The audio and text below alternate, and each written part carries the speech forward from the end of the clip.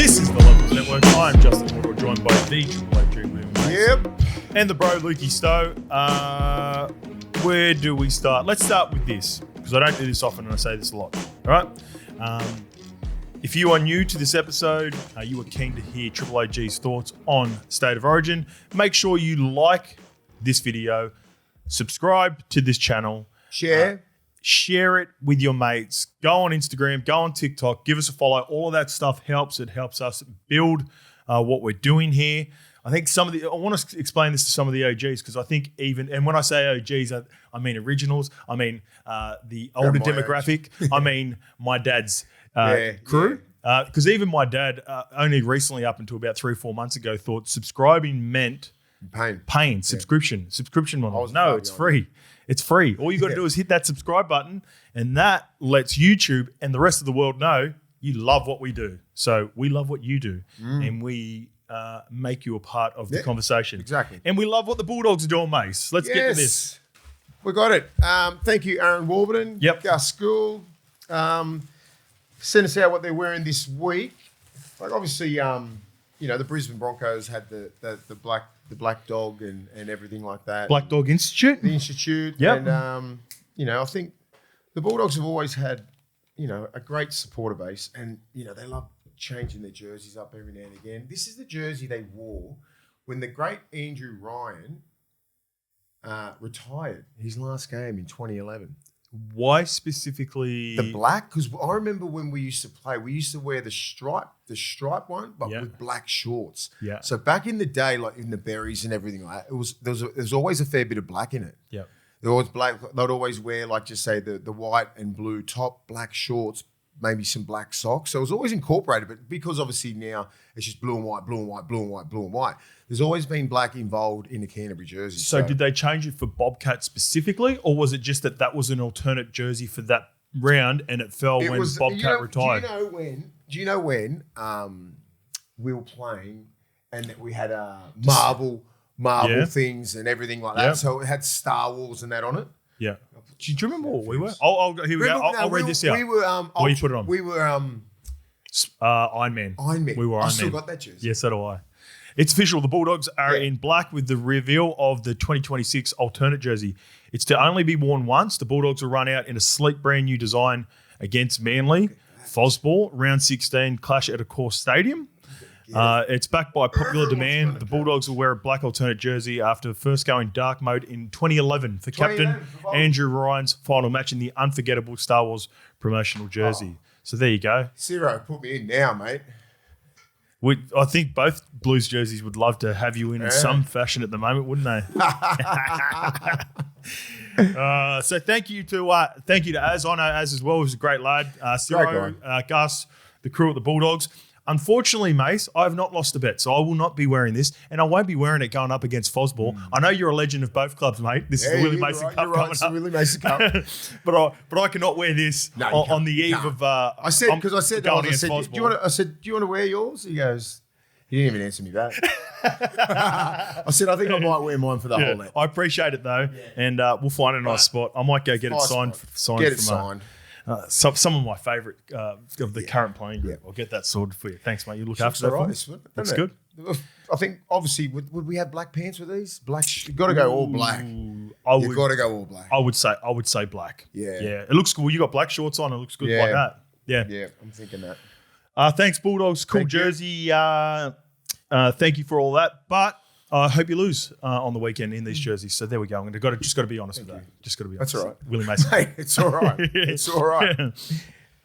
We just fucking destroy Fozz's ball. Fozz's ball.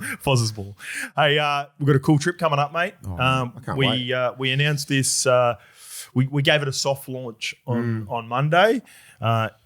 We're ready to go hard. Yeah. Let's go the hard launch. Yeah, mate. We're going to Christchurch, boys. How good's this? So really looking forward to it. Got a couple of things that we're going to be doing. We're going to be travelling around with the Rugby League World Cup trophy.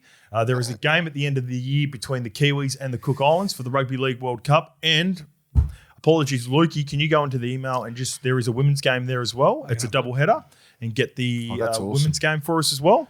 Obviously, it works out awesome. We love the Wars. Yeah. We froth the Cowboys. Yeah. We're low key Cowboys lovers. Yeah, I don't know what to do. So we've got a cool game to go over to. All right, so here's what we're going to be doing. If you want to come and catch up with us, there are going to be 2 opportunities. Come and see us. We'll have the trophy. We'll be taking pictures with you guys. Kiwi Ferns versus France. Francais. Oui, oui. Suck my beer. They'll get pumped. Yeah. So here's what we will be doing. If you want to come catch us on the Saturday, the game is on the Sunday. If you want to come catch us on the Saturday and you are a fan and you're over there to watch the game, or you just live in Christchurch, we will be tending the Riverside Markets at 12:30 p.m. Apparently, it's just like a great feed. It's one of the trendy spots to be. Yep. So we're going to be there amongst a few other things throughout the day. Later on in the day, we're going to be catching up with our man SJ, Sean Johnson. Nice. We've got a little bit of a collaboration happening with Shawnee. We're going to be talking not only the game on the weekend, we're going to be talking about the World Cup, and we're just going to tell some more stories and collab on our channels as well. Good human. Good Good things. dude, Shawnee. Game day. If you want to catch up with us on game day as well, we'll have the trophy again at 2:30 p.m. at the Lancaster Pad. Now, that is Gate G at the stadium. That's the best way to come and see Have you it. seen that stadium? I can't wait for it. Whoa. Looks unreal. Pimped out. That's after the earthquake and everything like that, wasn't it? They cover the roof and it's fucking sick. Awesome. Yeah, it looks unreal. unreal. It needs to be closed because I just checked the temp.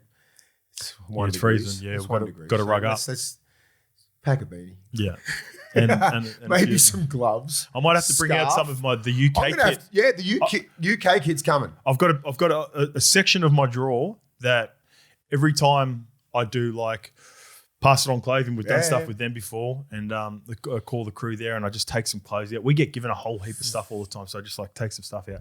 Kai goes to me all the time. She goes, "When are you going to get rid of that winter stuff?" Like there's like a couple of jackets that I've brought back from the UK, and I'm like, you just never know. This is the one time in a 4-year span that we're going to need it because it's going to be freezing. Rock a scarf too, boys. Yeah. Saves it. When I was over in England, just rock the scarf.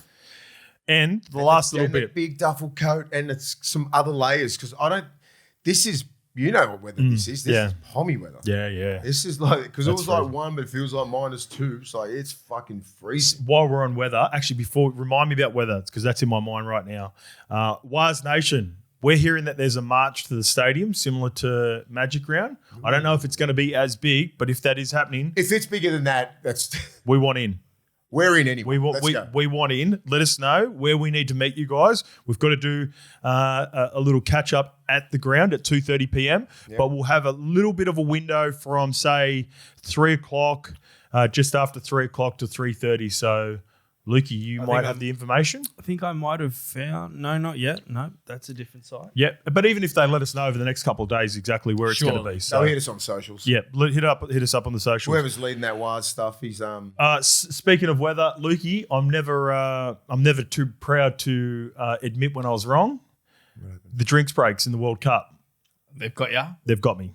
Yeah. I was way off. I looked at the I compared it to what it was like Qatar? in the UK and playing and the conditions, and at that point I hadn't watched a whole heap of the World Cup. Watched about 7 games. Yeah, so You have? Yeah. What's wrong with you? there was a highlight I saw of a game where it looked like the boys final, were. that's it. Yeah, there was like a game where it looked like the players were sweating profusely, and then I watched.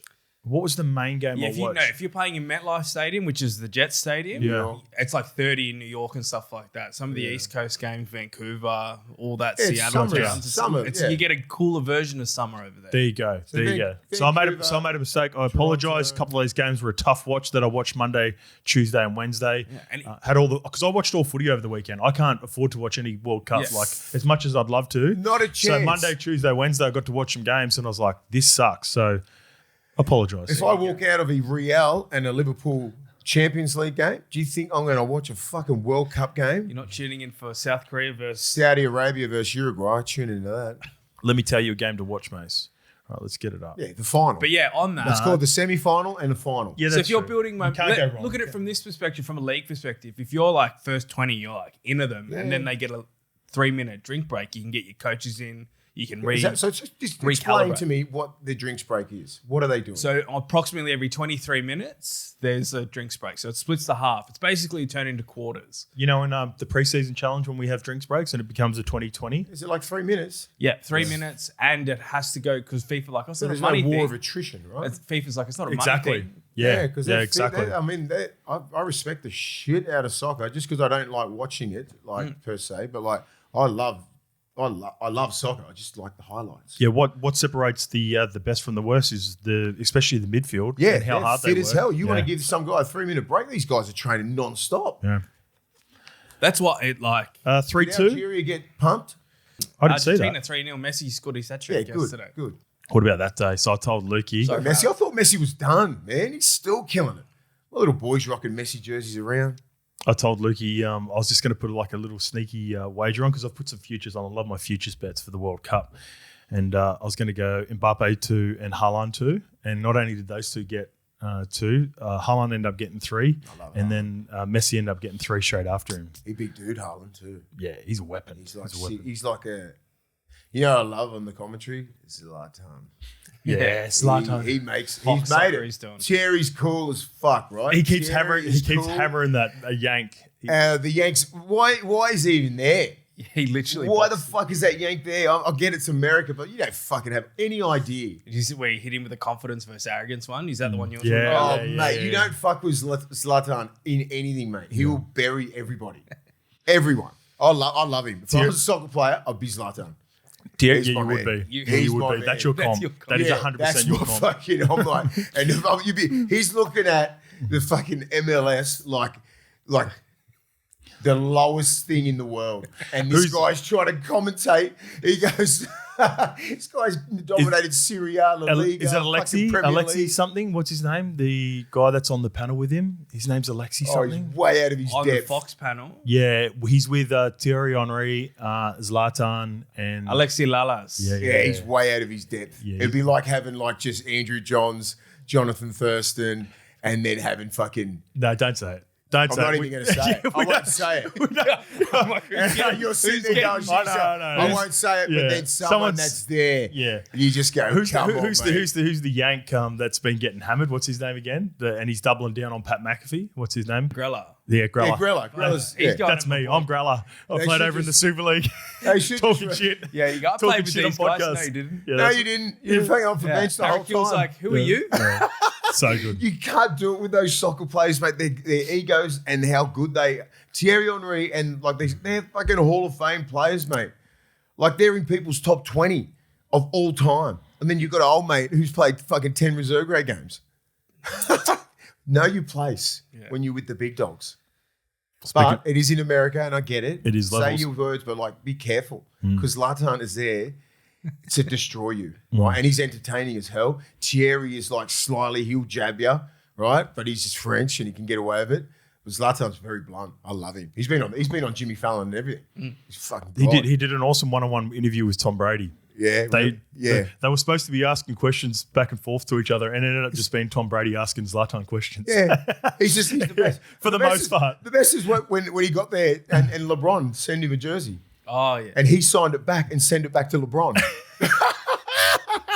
That's something you would do. That's what he did. He signed Zlatan and sent it back to LeBron. Oh, I fucking love that. If you got Love signed a Queensland jersey, who you sending that back Oh, to? just send it back. Last to thing, and then we're going to move on. There was a question he was asked, and he asked about the Messi and Ronaldo debate, and he goes, "Look, he knows them both well, and he was very diplomatic, took his time. Sort of for the first time, he worked, and they go, "Come on, no, give us your real answer. What's your Zlatan's answer?" Zlatan. And he goes, "What, you want Zlatan's answer for Messi and Ronaldo?" And he goes, "Yes." He goes, "Zlatan is the best in the world." on then it Jimmy cuts Fallon, off. on Jimmy Fallon, wasn't it? Oh, Jimmy Kimmel. Jimmy Kimmel, yeah. Jimmy sorry, Kimmel. I think it was Jimmy Kimmel. Yeah, you want Zlatan's real answer? Yeah. It's Zlatan. So good. He's a So lion. good. Lion. Oh, I love him. All right, let's get to it. I know our fans absolutely love it when we talk about other sports, but Hey, guess World what? Cup, man. Guess what? It's the World Cup. We froth it. We love it. Mace doesn't as I much, but he loves I characters. love it. It's a World Cup. It's bigger than the Olympics. All right, State of Origin, Game 2, Queensland 44, defeat the New South Wales Blues 24. There is so much to unpack, and I think we can do that organically once we go through the players. It might refresh your memory. Let's start off with the winning team and the number one, Kalen Ponga. Reece Walsh was not required because Kalen, he was in my top 3 for best players on the field. I thought New South Wales did an excellent job early on, just neutralising him. Are you just going to the player stats? I've got no stats in there. I'm just going to. I'm just going to the. I'm just going. I'm here. I'm just going to look at the thing and I've got the stats for us, and we can just talk about it. I didn't do any notes as per se for this. So Kalen Ponga come up with a nice little try assist for a couple of line break assists, which led to a couple of tries. I thought New South Wales had a really good tactic, and we talked about this during the stream where they were defending really aggressive on him.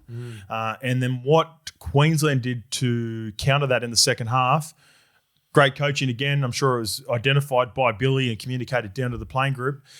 They would dig into the line with the first receiver, throw it out the back, but he would be so deep that it sort of got the New South Wales players created indecision for him, which led to Tony coming way too late on the other one, and he gets him late, 10 in the bin, and that was essentially game over. So Moses and that were on that, they were just trying to come up and shoot out the back and stop Ponga quite, the 3-man was trying to shoot through and it was fucking Ponga up a little bit. It was, yeah. That's the beauty of the adjustments. And where does that come from? The coaching. They're rushing up, the 3 and 4 man's rushing up, Dylan Lucas, Huddy Young, and they're all pushing up. So pass, get a little bit deeper because you can't rush up 20 meters. You've only got if you're playing flat, you can nullify that if you're a good defender. And they were doing that, and then they just went pass deep, and then another deep pass, and then they were playing. Yes, I was like, oh, that's fucking smart on the run too. Yeah, because they were doing that for about 12 to 15 minutes, first couple of times, and then they're like, all right, well fuck, they're onto this. Let's get a little bit deeper, and then what do? As a defensive, you just got to come up, hold. Yeah. And it's not, and when you're in those positions, you're supposed to fucking rush. Yeah, you're way more vulnerable. You can't, so you can't rush up 20 meters and fucking try and. They would have gone into it with a plan, and then they're getting a different look in the second half, and then therefore they weren't able to adjust to it because they must have thought, all right, this is how we're going to neutralize. We can't go past the advantage line, not about 5 meters past. Exactly. You can't. So that's when I was like, fucking smart little pricks. And then it sort of nullified their defense, and you couldn't shut it you couldn't shut it down unless it was on their online defense. Online defense, you can't get that deep. But when it was from 20, 30 out. Yeah, but just say 40 to 40. Yep. That's when it's like your defense is supposed to be a little bit passive, but not that passive.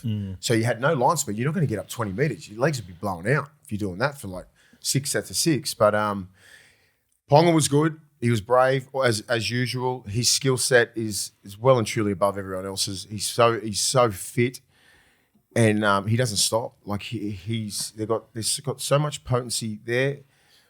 Their core 1, 6, 9, 7, 9 were awesome. They were fucking outstanding. There was not one bad play between that lot. Can I throw out another thing too? The pressure that Kalen was under. So game 1. Yep. Through a decision that I thought was wrong, but I understand that it was a 50-50 split, and depending on which jersey or team that you followed, or I still know it was contentious. I can admit that it was a contentious decision.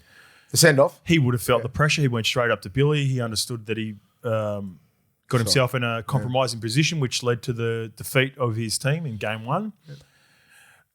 Not only would that be weighing on you, but there's a guy in the number 18 jersey who can fucking light up any field that he gets an opportunity to light up. So Kalen would have gone into the game with a little bit anxiety, there's pressure on Kalen. Me not knowing Kalen personally, you've got a better relationship with him. I don't think any moment is he overthinks many things. He's more of a in the moment man. He ain't thinking about what if I do this. He's like, I'm going to do this. Yeah. He's more proactive than reactive. You know what I mean? He's things. He just doesn't seem overawed by a lot. I don't think he'd be thinking about, what if I fuck up? Just quickly, I agree with you on that. He's a deep thinker. He's a deep thinker, yeah. I've had conversations with him before where he would ask us like we've done content before, or even phone conversations when we've getting the golf day sorted. Yeah. He asks a lot of questions, like and when I'm chatting to him, I'm like, man, like I'm not the dude to be asking questions, and this is not like a look at what I'm chatting to Carly about stuff. I feel like he does that. You can tell that he does that to a lot of people. Like he's quite inquisitive. Quite inquisitive. But to be able to put that away, realize the magnitude of the position he's in with the pressure that he's under. You're right. I think he can. I think compartmentalize is good. Yes. And I think he's just go, I got, this is my job. This is what I'm doing. And then that's it. Like I'm in the moment, and I'm not overthinking anything. My natural play will get me through this, and I'll play to my talents. And he knows how good he is. Yeah. And he's outstanding. Defensively outstanding. Very, he's one of those defenders who organises a lot, right? The big boys, Flegler's coming back, go that way, Tino's that way. You know, he's a great adjustment sort of fullback, and they listen to him, right? They trust him. Yeah, you know, and you want to get down to you 7-3, a 7-3, you know, and a short side's 3 and 7's open side. You see KP beyond play the ball. Your second marker there, you know he's coming. He can throw down, he can go down short sides. You don't know what he's going to do, so therefore you'll probably put another number. And then you got Sam Walker and you got money on that other side. So they got like strike in some fucking ridiculous places. That's what scares me, and it did happen last night. There hasn't been a fullback that's played bad under Billy, has there? Like even like the times that Walshy's got a crack, and even in the worst possible way. Remember how Hammer got thrown into fullback? I know he's playing against 12 men, so that's an advantage, right? But just still playing Origin, and it's an adjustment. And he was in the centres. Selwyn, I think, was on the bench in that game and got inserted into the game, and then Hammer had to go to fullback. Just the direction, like the stuff that Billy can communicate is just levels. Do you think there's an aura and the sort of aura, like you don't want to let him down. He's the greatest fullback. He's the greatest fullback, and you're wearing the number 1 jersey, which he made famous, and you're like, fuck, this is mine now. Yeah. And guess who's coach? Billy Slater, the one that I looked up to like my whole career. Yeah. I'm not letting him down. Yeah. I'm not. Like, no one's played bad in the number 1 jersey since Billy's been there. Yeah. And I think that's a part of it. Yeah, for sure. You know, like, it's like, fuck, Billy's a great, arguably the greatest fullback of all time. What do they always say? No one owns the jersey. Yeah, but these young players would feel like they're renting to the jersey. You're borrowing the jersey. You're renting for this generation anyway. You're just renting it. That's what everyone knows that with an Origin jersey. Even New South Wales, you just said, you're just renting the jersey. No one owns this jersey. Yep. All right, let's get to the wingers. They were excellent. We'll start off with Jojo. I'll start off with Selly. Selly. I said after game 1, that is the best performance that I've seen from Selwyn Cobbo. Geez, he's pretty good against the Cowboys. He was the best player on the field. And then he was, for me, clearly the best player on the field for... Why didn't he get players player? Why didn't you get me in the match? All right, so here is my understanding of the player of the match and the award and how it's awarded. Now, my information is, and I can't say this with certainty, but I have been told over the years the selection panel is the Australian coach and a representative from New South Wales and Queensland. Mm-hmm. So I think and maybe we might... I don't know if we'd be able to tell us, but we're close. Might be Joey, right? We're close with Joey. It might be. I wonder if that's ever something that they want to keep like private, and then the pressure that's associated with. Because I know the NRL. I think it should be common knowledge. I think they should, and this goes all the way back to the Daily M award at the end of the season. Like don't hide your votes. If you're in a privileged position like this to be voting on something like this, I'd love it if I was a Dally M voter. Put my fucking name under everything. Exactly, and then same for the Origin. But because you're a journo, no one respects you, so I wouldn't have it either. But here's the thing, though. I don't think it's journo. I think a lot of them. I think there's more ex-players than you think. Without throwing anyone under the bus. Without throwing anyone under the bus, I think there's way more ex-players than you think, mate. Why wouldn't they fucking just own it? Because the pressure that comes with it, right? But then you would be accountable for these decisions. Hey, I don't want to take anything away from Sammy Walker. We're about to talk about Sammy Walker. I reckon he's the 3rd or 4th best player on the field. Me, honestly, looking at that game, I'm like, yeah, Selwyn was my number one. Yep. And then Money, then Grant, then Sam Walker.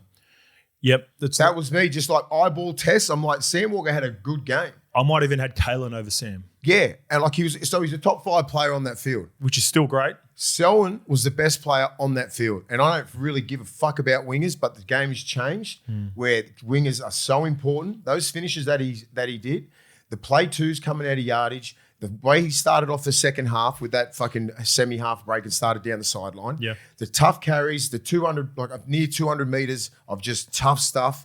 Defensively, the way he set the standard, like with his runs, fucking bang. When you're fucking throwing off front rowers, it's fucking very demeaning to New South Wales. Yeah. But it's powerful for your team.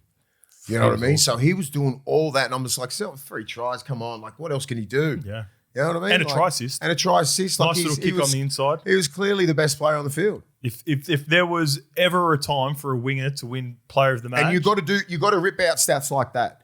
You can't, usually that, because I know they're not really, The last one was Gags. Gags got fucking Wally Lewis medal from the wing. Yeah. Outstanding. So it's not like they've shied away from it. They go, no, wingers. It's not the 80s or 90s where wingers were just blokes who just hung out with footballers. I'm so happy for him. Yeah. He's in a fucking good place.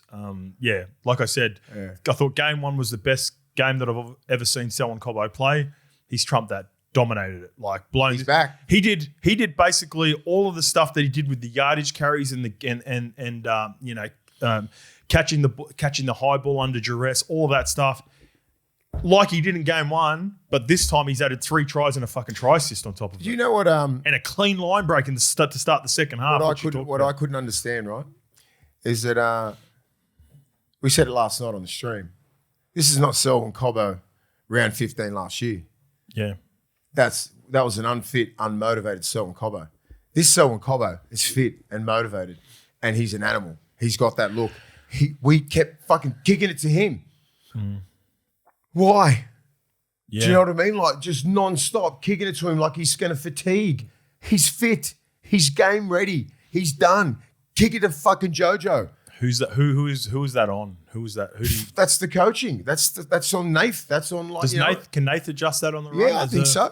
You can't just go. Let's just kick it to Cobbo. He's going to tire. He's going to tire. No, he didn't tire at all. He got stronger. One thing I noticed is I felt like, let's get the stats to back this up as well, because I want to be certain on this. But to the eye test, it felt like Mitch didn't do as much kicking, which is understandable, right? If he missed some time. So 9 for 324. So yeah, he did do some. He did. He did do so. He was, because it felt like Nath was always kicking down to that channel with Selly because we're talking about that so much. So I'm glad I had a look at that just in case.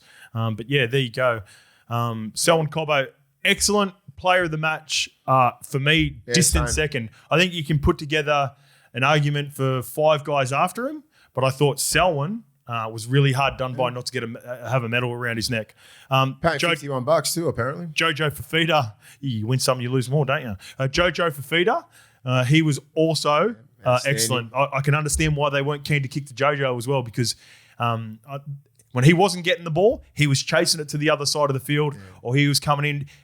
When the game was in the war of attrition. That's going to be a good one. Nutrition. There you go. L1's, you got another good one there. At the start of the game, it felt like it was just basically Brian Toto and Nwanga Nituase versus Jojo Fafita and Selwyn Cobbo. That's what it looked like. That was the battle for 30 minutes before the game opened up a little bit. There was never really a battle in the middle, was there? Not. They were making all the tackles. Yeah, I felt sorry for them. There was plays 1, 2, and 3 were outside backs. Yeah, no real standouts in both packs. I don't think. No. I think Liero was probably nearly a standout. He had a nice little stint. He had a good little stint. Yep. Ruben Cotter was Ruben Cotter. He's a dog. Yeah. I thought Tino was outstanding. We'll get to these guys. But. Let's get to Rob Toya and Hamiso Tabuai Fado. I would say Rob Toya defensively did Rob Toya things. If there was any little half chance, I felt like at the start of the game, Tolu Kola looked like the most. He was him. It was our back. 3 of our back 5 were our best players in the first half. That's alarming, right? You'd think Payne Haas would be one of them. He played 28 minutes, I think. I thought Mitchy Barnett had a decent dig, but it just wasn't the forwards game. Yeah. It was And then when it opened Kicking, up, again, yeah. it ended up going to the outside backs Yeah. who were just, Nick, there was that's so how much fatigue put That's into how the much forwards. the game's changed, right? Yeah. You can't like go, you got to get the ascendancy in the middle. You got to dominate the middle. No, you don't, right? You need to generate some speed in the middle so you can have a crack at him a couple of times. But like you don't, there's none of that like wearing out period where it's just like mono, Payne Haas versus Tino, this and that. Like those days are gone, I think. Hammer got 2 or 3 half chances and he turned them into tries. Who do you get turning in a fucking spin dryer?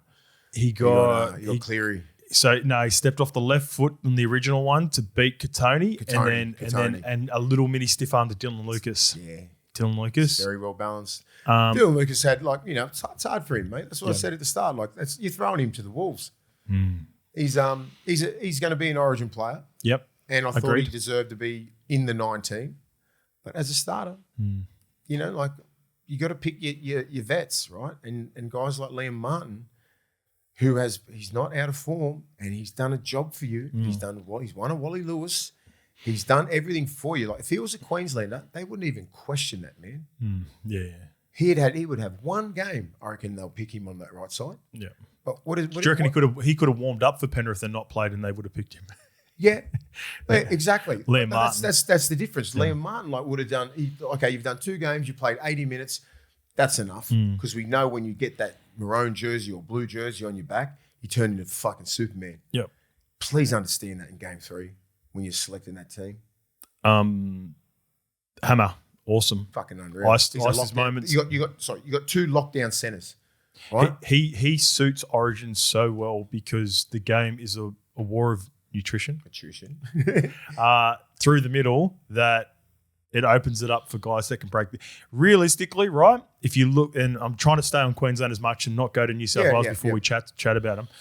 But in the perfect world, Hammer does what I think Tolu Kola is capable of doing for New South Wales if the plan is executed correctly. If we're dominating the middle, and we, like our halves were on, and they're game breakers. We were just. They need to be given the ball in the right positions, and Queensland do that. And execute it so much better to give Selwyn. Not Selwyn, Hammer. He doesn't even need 2-on-1 opportunities for a centre. If you give him if you can give him 15 or 20 metres on a 2-on-2, that's game over. Yeah. That's all he needs because he can take you in the inside. He can fake inside, take you on the outside, link up with Selwyn like he did for that try where he links up with, they link up with Selwyn, he goes down the side. And guess what? If there's a kick back through the middle, who's getting to it first? It's him every time. He's so dangerous. He's such a good Origin player. I think he's the best. Just say if you say back 5, who can play back 5 the best? We were talking about this about a couple of months ago. I think Selwyn can play wing, fullback, and both sides of centre. Yeah. There's not many like that. How many? Turbo can play it maybe when he's in his prime. When he's fit. I think Tolu Kola can play that role as well, fullback. There's not many, but no one does it as good as the Hammer. Well, Hammer will play for the next 10 years because of that, Mace. Whether it's centre, wing, or fullback. That's what I mean. He's so, he is. Or for whatever reason, and he's not playing good and someone's emerged and, it's a footballer. he's still in the 19. He's a footballer. Yeah. He's just an outside back who just can. What side do you want me on? I have no deficiencies. I can carry it in my right hand. I can carry it in my left. I can palm both sides. I can fucking lock down your best centre. And that. He's an underrated defender, isn't he? He's a gun because of his speed. And he's very strong, right? So he's Trell comes in, right? Hopefully the script's written for Trell. I reckon comes in Toy, but Toy is going to have him. Toy's been ain't fucking around. But Latrell, if he comes back, man, that's what we miss. Not to go off on a tangent, but that motherfucker, that's what we miss. When we go wide, we don't even look like scoring. We don't look like scoring. It's just we can't play that block for block shit. We can't play like Penrith and fucking win the game. Doesn't happen. Yeah. We got taught that a couple of years ago. That's why Yowie got dropped back to the bench or got put in the front row because we kept playing block for block shape. It doesn't fucking work. Tangent over? Tangents over. Cam Munster. Beautiful. Beautiful hair. Beautiful hair. Beautiful teeth. Just beautiful teeth. Just fucking. He's going straight into modelling after this, isn't he? fuck me. We were watching the presses great on the way leadership. in. I was getting Mace to watch the presses. Just It'd be hard to fucking. Sorry. Just because Billy, they've played together, and I think Billy was the OG when Money was coming through, and Money's a real fucking sarcastic little cheeky. You don't have to say anything, and he's taking the piss out of you. Do you know what I mean? Like he's just sitting there. So just say you're Billy. He's just sitting there, just like something like that, or just his body language and stuff like that. He's just like, just relax a little bit. It's fun, but you know what? You won an Origin, you killed it, you're back. Do what the fuck you want in the press conference. Billy's trying to be serious, but he knows what money's like. Yeah, and that's why he's captain. He's beloved. He leads by example. He's about it, mate. He was outstanding. It feels like so long ago, but 4 weeks ago, people, not everyone, not here, no. People were questioning Cam Munster for Origin. Yeah. That's why I was like, shut up. I was like, what? Don't ever do that. Like, what? You're like questioning like JT and Joey. Like, there's people that they just get that jersey and they go to another level. And this comes with it. And, like, we've got a great relationship with him from the stuff that we do here at Levels. And he understands that, when you're a premier player and the form is not great at clubland like it wasn't at the start of the year, the pressure is associated with that. Queensland will never fall for that. They will never fall into the trap of, players who have tried and proven. Now, it doesn't like you said, the jersey is not owned and you have to earn it. Mm-hmm. But if you've done it for 10 plus, like to your argument around Liam Martin, Money's got the runs on the board for probably more than that now. Money's been doing it for what, 6 years? 7? He's fucking up near 30 Origins nearly already, I think, or 20 something. He would have. So he debuted 14, right? Game 2, 15? Sydney under Kevy. What year? Was 2018? 2020. 2020. Yeah. 18-14 win. Yeah, 6 years. What? 18? He's played 18? No, 18-14 win it was. Oh, yeah. I thought he's played 18. About 18. He's played about 18 first in a Do you have centre out, right? If that's So he's made. He's done. Samuel Walker, great game. Copped a bit of a drive-by on our take with Selwyn, but he was excellent. And his goal kicking, mate, his goal kicking's improved out of sight. We heard Billy in... Sorry, that's way off. 2017 was his first Origin. Yeah, fucking chat GPT. Look at you. That was Google. Google's like the OGs. Google's fucked. Yeah.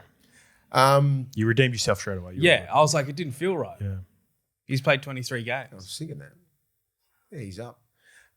So Sam Walker played outstanding. Yeah. He belongs in this arena. We always knew that. It was just a matter of time. And then the timing was wrong because Tom Dearden come out of nowhere and just went, that's my spot.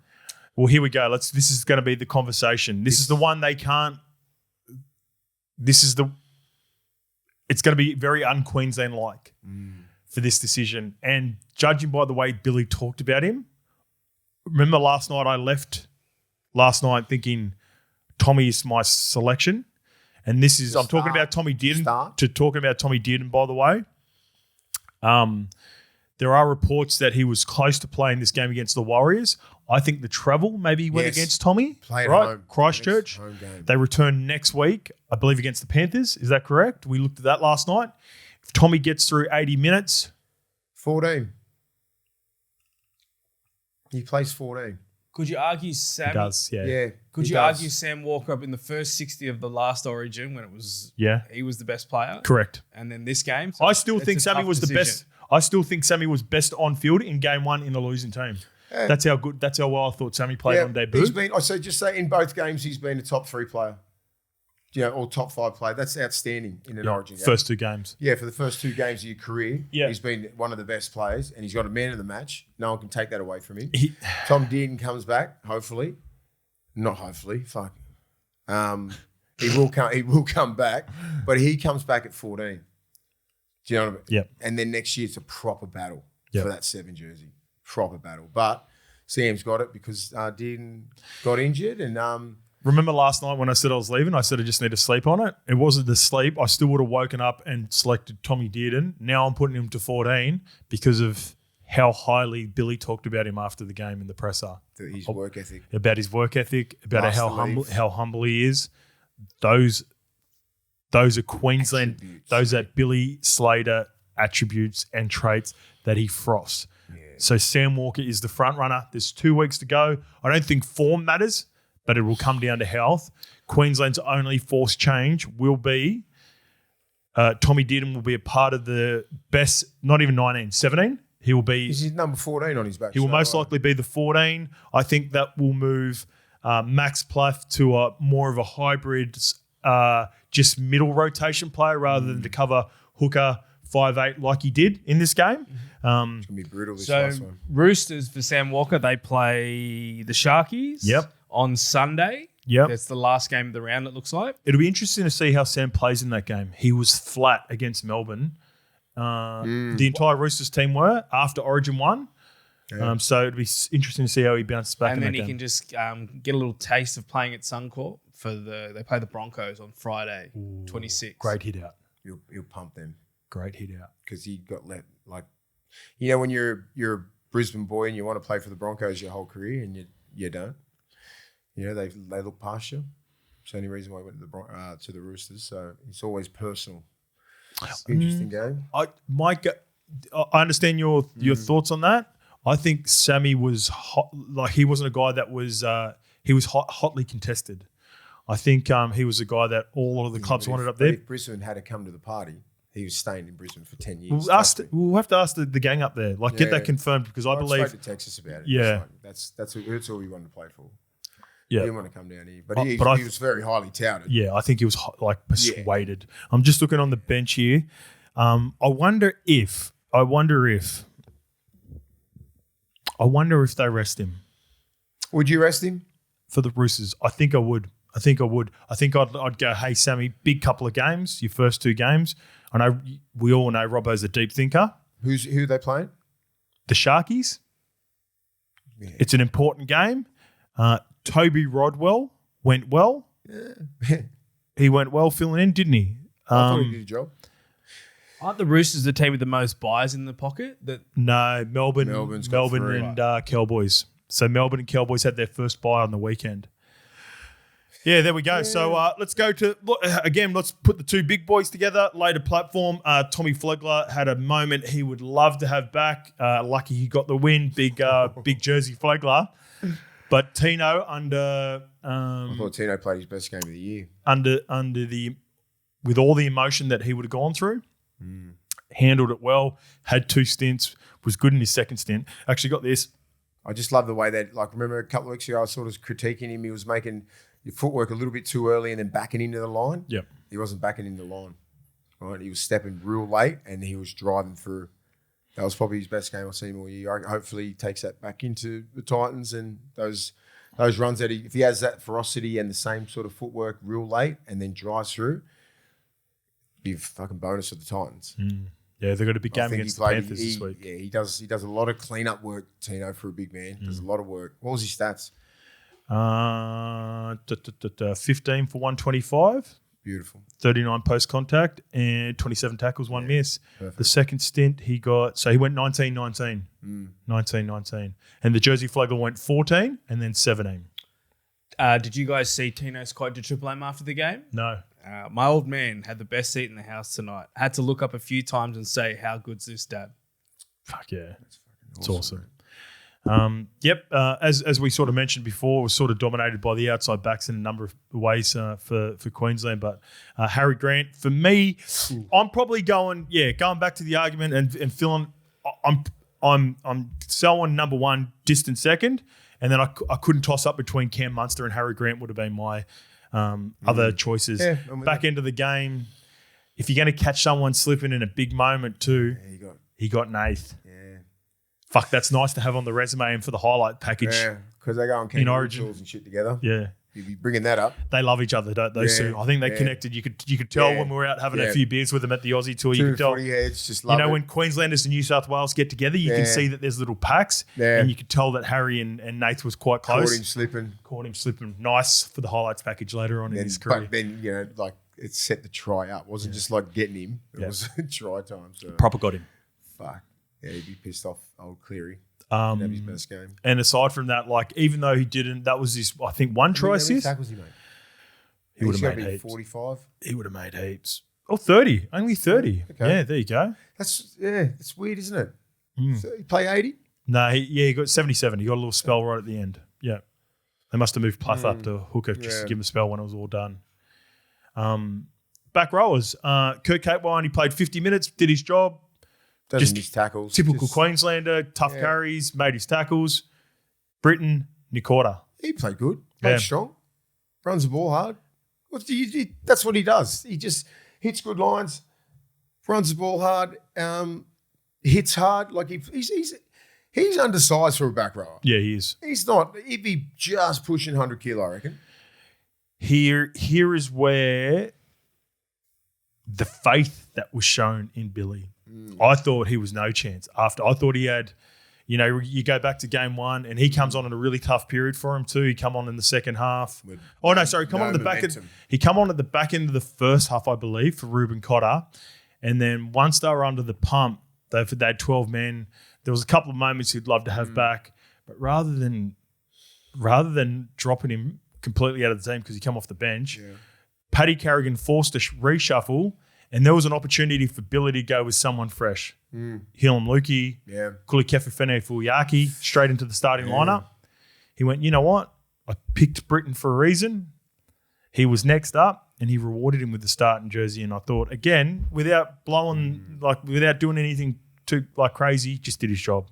Crazy, Fini Fuliaki, he's been close so many times though.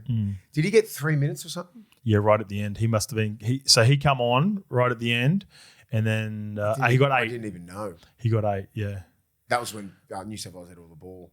But he's an Origin player now. Yeah, exactly. Can't take that away from him. You can never take that away from him. And your one Origin game is 44-24 at MCG, 90,000 people. Some more minutes, eh? Yeah. Broke the record there last night, 91,000 something. Oh, wow. I thought the other one was bigger by a couple of hundred, no? Pretty sure that's what I read. Okay. We've talked about 3 Origin players that will be part of their team no matter what for the next 5 years. One is Hamiso Tabuai-Fidow. The other one is Cameron Munster. The third one for me is Ruben Cotter. Yeah. He's so interchangeable. He can play edge. He can play front row. He can play lock.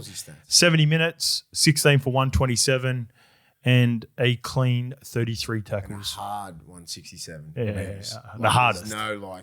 They were just off the 9, off the 7, just fucking running straight into the teeth of the defence. Everyone loves the Ruben Cotter. When you run into Rubes too, he's the sort of guy who's got you can tell he's aware of everything. You can tell he's aware of the love that we have for him as well. He's just got a bit of a cheeky grin on him. He doesn't say much. And you just go, when you meet, the couple of times that we've ran into him, I'm just like, I want to hang around him more. I want to have a beer with him, eh? I stalked him a bit in England.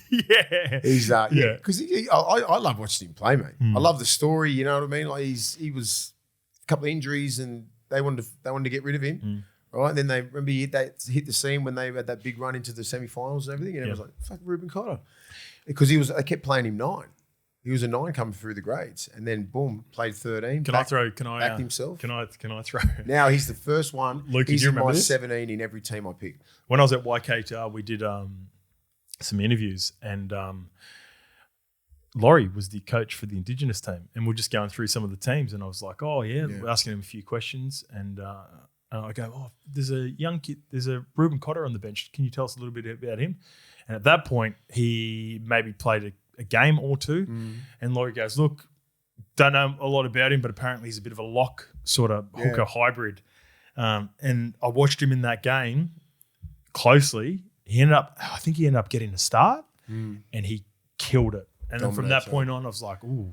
Then he went into 2022, something like 2021. It might have been early, mate. It might have been 2020, 2021. February 2021, he named the starting hooker. Yeah, and then they put him back to lock, and then he's back row. He's one of the if I'm picking New South Wales, Queensland, Australia, he's in the 17 every time. Yep. The bench, Max Plath, as expected, come on, did not leave, played big minutes, had to play a crucial role for money there for about 15 minutes while at the back end of the half did his job. Origin play, mate. Just defensively. Just defensively. Yeah, and you spoke about Lindsay Collins. Lindsay Collins and Trent Liaro got tries off the bench with Kulikefufene only getting 8 minutes. So the bench did their job. Impact from Big Lindsay. What about the decision to play Trent Liaro so early? That caught me off guard. Yeah, but he was outstanding. He was good. Like we were looking at that going, oh, what Trent Lero? Like I was thinking, fuck, he's lucky to be in that side. Like, and even like picking up. I thought that last year. And I thought game one, he was pretty good. Yeah.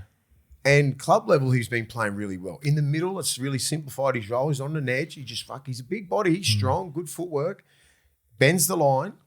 Fucking Billy loves him, mate. Well, the mail and the rumours are that they're not going away now. That if Bally is to finish up at Melbourne this year through the health issues that he's currently got, the strong mail is Billy's going to take it. Like Billy's a chance of Melbourne. What better person can you get? Trent Lero would be frothing it because Trent Lero plays so well for Billy. Last year, he started over Paddy Carrigan. Yeah. And again, going back to what I said about Billy, right? Last year I saw that and I went, that's the wrong decision straight away in my head. I'm like, Billy's seeing something that I'm not noticing with Lero. He sees him at training. He sees a lot. Yeah. He works hard. Got a little try. Far out. All right. New South Wales. Teddy? We got Teddy. What do you reckon? Teddy. Nothing outstanding. Nothing terrible. It's hard to get a gauge on Teddy. Yeah, I thought here's my initial thoughts on Teddy, and I'm probably going to have to watch this game back again. Yeah, same. I thought early on when there were half chances, he was excellent. A couple of try savers. I'm thinking the clean break on Hammer, nice one-on-one tackle with support there. I thought he got in and around and applied enough pressure when there were kicks put in. So I thought defensively that was solid, and it didn't feel like the eye test. Even though they didn't look clean offensively, didn't feel like he got in the way at all in any way this way. Maybe because they didn't have enough ball in good positions, that could play a part. But I thought Teddy, I didn't leave this game going like I did after game one because I originally, for people who only just joined us, or this is the first episode you've watched, originally Dylan Edwards was my decision.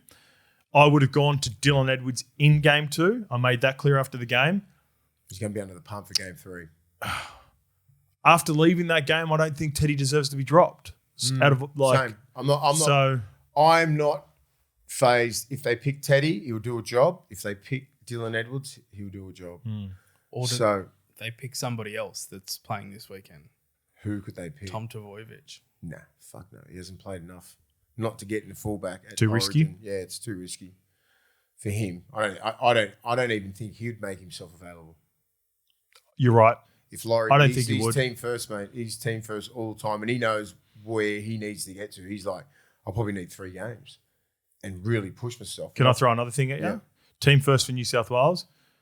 I think team first with everything that's happening with Fosball right now. He doesn't. I don't think Tommy would want to leave camp, want to leave Manly, want to continue to get back, get healthy, because I feel like there's something special there at Manly in this little bubble that they've got. Mm-hmm. So for all reasons, here's a curveball at you. Tolucola? Nah. No. And I know they won't go there, but I would be having discussions about him. Drinky. Someone creative. Look at their creativity, Mace. What's the definition of insanity? Doing the same thing over and over again. Yeah. Whether you go Dylan Edwards and James Tedesco, elite NRL players, elite Origin players, they've proven that they can handle the occasion. But against Billy, and I don't know the part that would go against Drinky if you did consider a guy like Drinky is you need the right plan to go around him. And with this take, I know people are going to hate it, right? And they'll bring up his defensive deficiencies that he's had in the last couple of years. But not everyone's been watching the Cowboys this year. He's improved out of sight. He's had maybe one stinker. There's one game, the Raiders game, and there's another one that's escaping me right now where I was like, God, come on, Drinky. That's what's kept you out of being in contention for. I forget what the game was. Anyway, to my point, I know he's got that in his game, and I know that's going to be the pushback from a lot of people. I think he's got the attack. Creativity, the creativity that Kalen has, that Reece Walsh has, that even Hammer has, when the game is in an arm wrestle and can come up with a big play, a try assist, a 40-20 kick, something like that. Was it the Manly game? They got done 38-6, round 12. He's had a couple. He's only had one or two. Yeah. In comparison, so he's remember about 3 or 4 years ago, I was petitioning him for drinking to be part of the conversation. Even I knew back then there was 4 or 5 games that he would have throughout a season for like just inconsistency where he just like mentally hadn't. He's so dialed in, mate, this year. I've noticed it. And all like the way that he's attacking A and B defender, thinking run first, all these good things, these good attributes. I've no doubt that he would handle Origin. And I'm not saying pick him, Mace. I'm saying is I've no doubt that he would handle Origin. All I'm saying is he has to be part of. All right, everything's on the board at fullback. Everything's on the board with 7 and 6. How can we fucking create? How can we create? Yeah. Like, because all I saw last night was fucking Penrith attack. The block for block for block. It doesn't fucking work in Origin. That's why I'm saying you've got to start Cam Murray. You put Yowie at front row. Simplify Yowie's role so he's not always running those block plays. Cam Murray's the best at those things. And he can dig in, he can do like, I think Yowie's played his best series when he's been at front row. And it's fucking lost it. And we fuck series up when they just copy and paste what Penrith do because this doesn't work. It doesn't work in Origin. See how when they were just going from like, the right side of the post, Yowie, lead, out the back, lead, out the back. Like, fuck, like no one was going near the line, right? And Moses was part of the problem because he hasn't played for 6 weeks, right? And he was just like, and then you put him straight in the fucking deep end. And a person who would go in the line, Ethan Strange. You know what I mean? Like Cleary had an off game. Like, but our attack, we weren't doing anything to even bother that Queensland defence. They just come up and slide, inside hips, all that kind of stuff. Smash whoever gets the ball.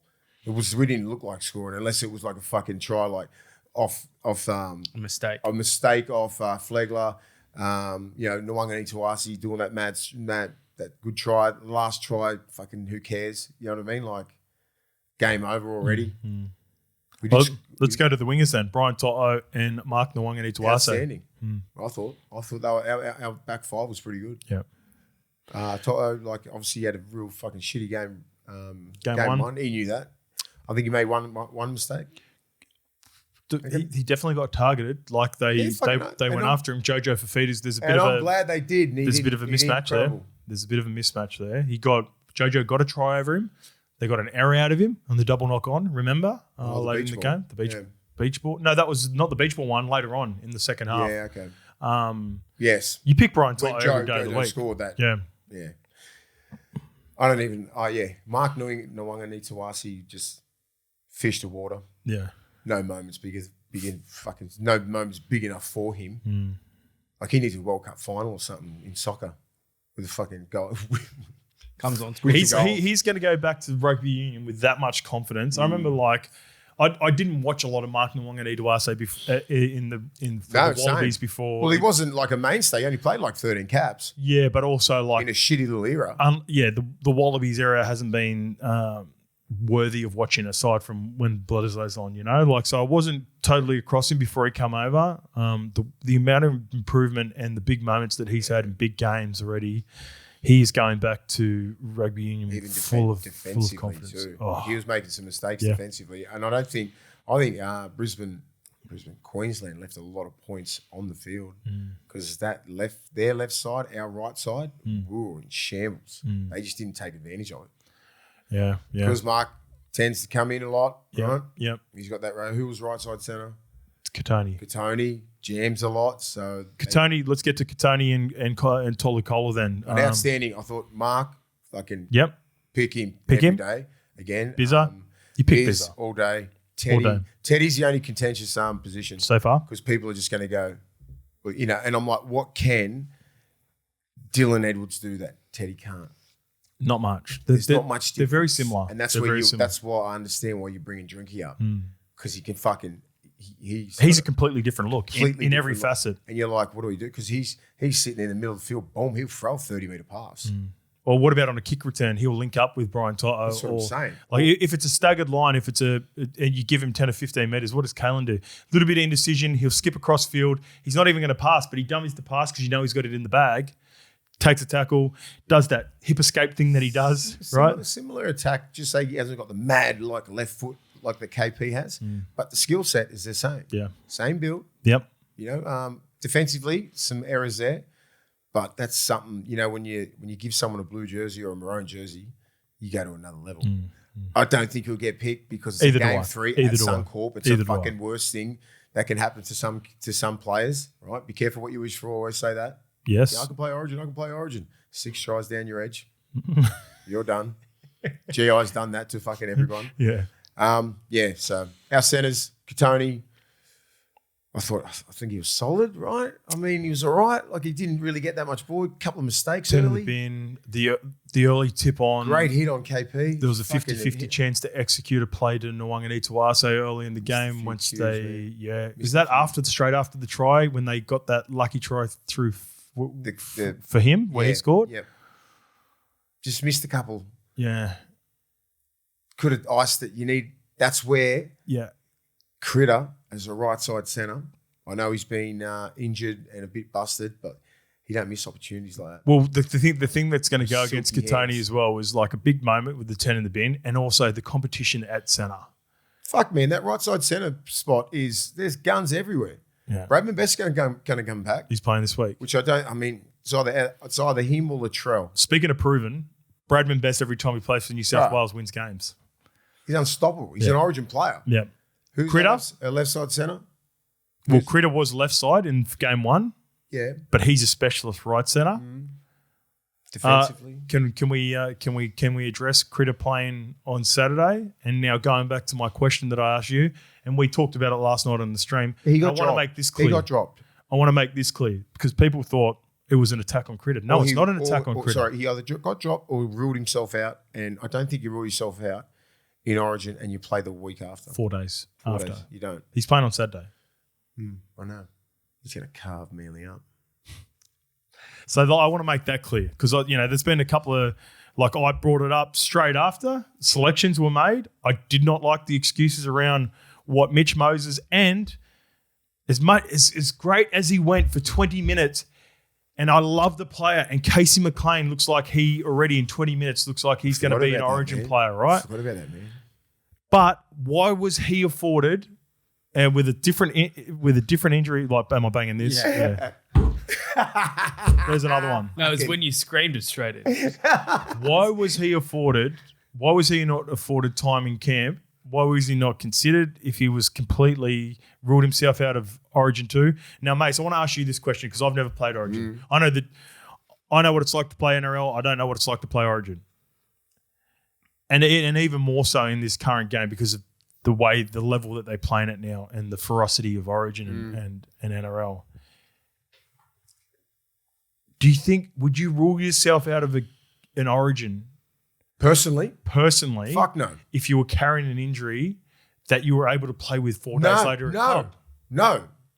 Not a chance. So I don't think he did. Why I think he was dropped. You're fucking right, mate. It's just, they just didn't want another drama. But Mace, I get attacked on social media. People attack me for having a take on it. And there's been a couple of times where I've asked questions because I would... Mate, it answers your question now. It answers everyone's question. A plus B doesn't equal... It's somehow going to E, like it doesn't... Yeah, where's C? Yeah. Where is it? I don't see it. I can't see it. it. Go straight to F. I can't see... So we can't... Wrighton. Nothing. Crichton. I can't see him in the lineup. Can't see Critter. So you'd never do that ever. Yeah. And if they were going to even have a chance of picking him, you give him till Friday. Because he's been such a big mainstay in that team. Because he's Stephen Crichton. He's a big fucking game player. He's a great leader. He's a great person to have in camp. He's like that, right? And for him to be selected, and then it's just like, look over here, Homole, Moses, Ethan Strange, gone in half an hour.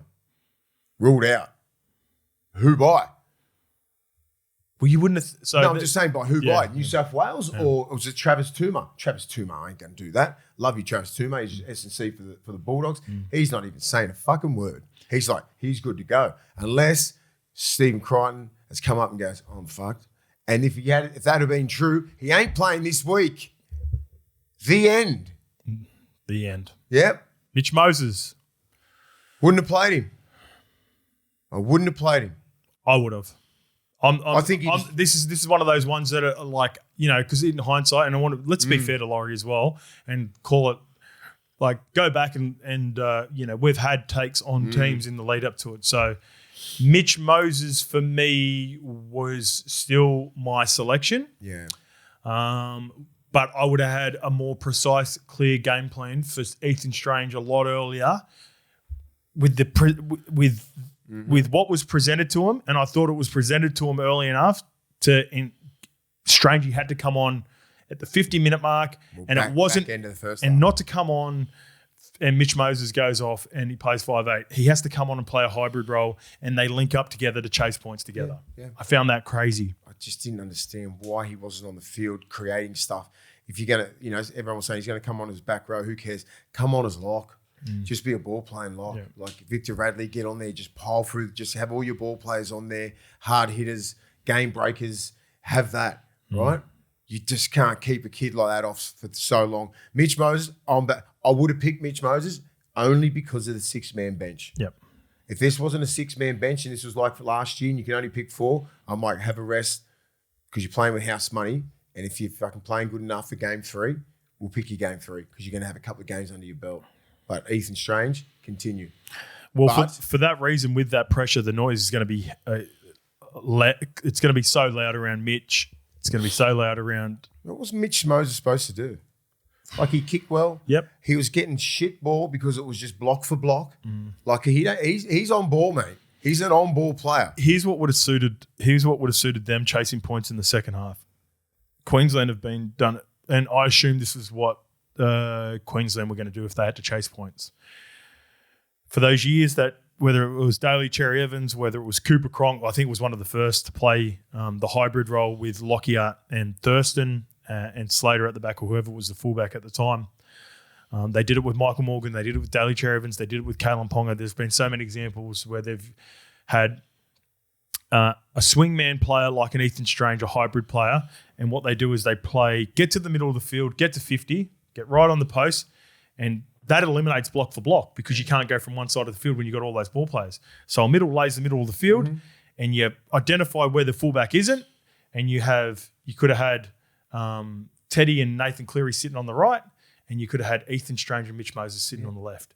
And just go, get to the middle, have a shot. Get to the middle, have a shot. Instead of going from a numbers line. Instead of going from and you need from that a long block shift. shape. You need a block, a block going through and then someone out the back and then another fucking block for the other guy out the back. It is so easy to defend. It is that easy, especially with Queensland's line speed. They come up. They know you're not hitting front guys, right? They're just there. They weren't genuine or anything like that. Come up. They just slide. Whoever hits it, bang, finished. Like they've got to do something more than that. And that's where I think Cam Murray needs to start at lock. Yowie just needs to play. He's tough, he's big, he's strong enough to play front row. Fucking set it for 2 games. You know, like you can't have Victor Radley, you can't have Cam Murray and Isaiah Yeo at the same time. They're all the same. Yeah. You need can't someone do it, mate. Yeah. You cannot do it. It's just like because they're all used to playing with that shape. You have the ball, there's a lead runner, there's someone out the back. They've always got that shape because they demand that shape because they've earned that right to get it. And that's what their role is at South Sydney. That's what their role is in at the Roosters. And Yowie is the king at it. That's how Penrith work. But it ain't fucking Penrith. And it's not structured football like that. It's ad-lib football, just fucking attack. It's frustrating, mate. It's like looking at that attack was fucking just going, what are you doing? It didn't look like scoring. It didn't look like scoring. What about fucking sorry, Appy? Like we'll get to the forward soon, but like you leave Appy. Why pick him? Cover. Like even if you didn't have a plan for him. He's creative as fuck. Robson's heart rate was at 280, right? Like he was fucked for the last 15 minutes or 20 minutes. Put Appy on. Start creating around the middle. Robson was just like delivering passes and not engaging markers or anything like because he wasn't told to do that. There was no creativity at all around the ruck. Look at Harry Grant. Payne us skittle the fucking middle and skittle the middle so Appy can get out and start playing some footy. That's what that's why you pick Appy Coruscant. You don't pick Appy Coruscant just see how we go. You got to have a clear plan. You've got to have a clear plan for him. Why pick him? Or just don't pick him. Put fucking Ethan Strange at there. Put Victor Radley at hooker. Someone. I think you have an ABC plan for Appy, right?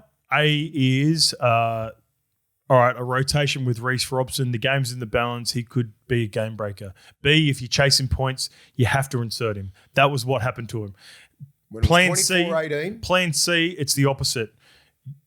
You're dominating in the fashion which Queensland are with 20 minutes to go, and you don't play Appy. Whatever. You don't need to play him. He just sits on the bench. You play the rotation with the forwards. 5 minutes, so he says he's got an Origin. Yeah. So that's where I think he should have played for both and A, then B, the and Moses thing A, as B well. scenarios. I go Moses. I'm like, okay, he's up to scratch, but he hasn't got that fucking next level pace, show and go, anything like that. I'm like, okay, well, he's got through 40. We're in a lead. We're getting 10 minutes in the second half. Put Ethan Strange on. That would have been my plan. You kept on saying throughout the stream you thought Nathan was carrying something. And Nathan was fucking off. I don't know what. Seguiara kept saying it. I didn't think there was anything wrong with him, but I think I've seen him last couple of weeks. His hip has been fucked. But a couple of outlets reported he got jabbed before the game. Yeah, I saw that. He'd been fine. Yeah. But it would have wore off. There would have been he's to that point, right? Like not is diminishing the right word? Is undermining his injury or his health. There would be 5 players from each team getting needled in that game. Mace, at least. At least, yeah. It's round 15. Yeah, this part of the season. This part of the year, you're stuck together with fucking clag glue. Big couple of weeks coming up for him. I don't think he plays against the Titans. Obviously, he's named in the extended. It's probably his worst Origin he's played. Cleary. That's a big call. Yeah, he hasn't played that many bad. He's played Origins where he's played. He's always a 7 out of 10. Here we go. He was about a 6, 5 or 6. Yeah, Just didn't put his stamp on the game, mate. I love Cleary, and we're looking to anoint this kid as the next guy up, and if he keeps doing shit like this. But think about your point, Ryan. You said this on the way in. Yeah. We were discussing it on the way in. He's the spotlight is it shines bright. That's what I was going to say. Now. The spotlight on Cleary compared to JT, Cronk, and Joey especially is like this. Social media was not there for Joey. It was there for half of JT's career and Cronk's, where it's fully on the spotlight for Cleary, and they're all just like he's won 4 premierships. Yeah, I get it. It's great. You're in the best system in the game. World Cups, yeah, Australia's supposed to win those. But when it comes to New South Wales, that's where I told you, like, when at the end of the day, when you're doing all these, when you're retired, and you're like, you could play 30 Origins, no one gives a fuck. You didn't win a Wally Lewis medal, and you got hardly any man of the matches and stuff like that. Where these other guys, a couple of my mates that are fucking sitting there. But yeah, here's the different space. To your point, no, I'm just saying they sit there and they know like where they sit. Right, when JT and Joey in the same room, like it's there, those two. And then I even think Alfie Lang is up there. And then it's like Cronk, and I think Cleary's there. But that's why I want Cleary. I want Cleary to dominate Origin because that means we win, right? That means we win. Yeah. Fucking Cleary gets Wally Lewis. I mean, I hope to God he goes up there and just fucking takes his personally and goes fucking bang, man of the match, Wally Lewis, get fuck Queensland, I win. We win, right? And he stamps his foot down, right? You can have an off game. Yeah. You can have an off game, right? No one will remember game 2 if he hasn't. Game 2 is always a fucking prick of a game. I told you guys I've played in 3 or 4 game 2s when we won game 1 and we got fucking stomped. And it's like, what the fuck happened? And then they fucking shove 4X into your shed and it's awful. It's just like, it's like you don't know, you're trying so hard and it's like, what happened? That's what they'll be thinking now. I'm still thinking that's what happened. To your original point, when we were younger growing up, here's how it would have. After a performance or an Origin, what happens? We wake up the next day, we go to school, we talk to our schoolmates about, or we go to work, people would go to work and they'd talk about the performances of the game and they'd read the paper and it'd be a rating system in the paper and you'd go, yeah, that's probably a little bit accurate. And then you'd bag the players. I'm not bagging. No, but this is what would happen. Yeah. You'd bag the players to your mates, you'd tell them who you don't like or whatever. That was when we went to high school in 2000. Well, I went from 99 to 2004. Now, all of those kids, all those people going to work, they're not going to school or going to work and telling their mates. They're writing it on their comment section. They're going on the NRL page. They're going on the Blues page. They're messaging players directly, telling them how bad they were. Like, that's what the current playing group. That's what they're going through. And that's just what it is. It is what it is at all levels. But that's the difference between big time. Wise and when players I was playing, in your era. You got rated by a fucking Buzz Rothfield. You think you give a fuck? Do you think you'd care? Like, we just didn't. Like Paul Kent or anything like that. Like Bulldog Richie? Yeah.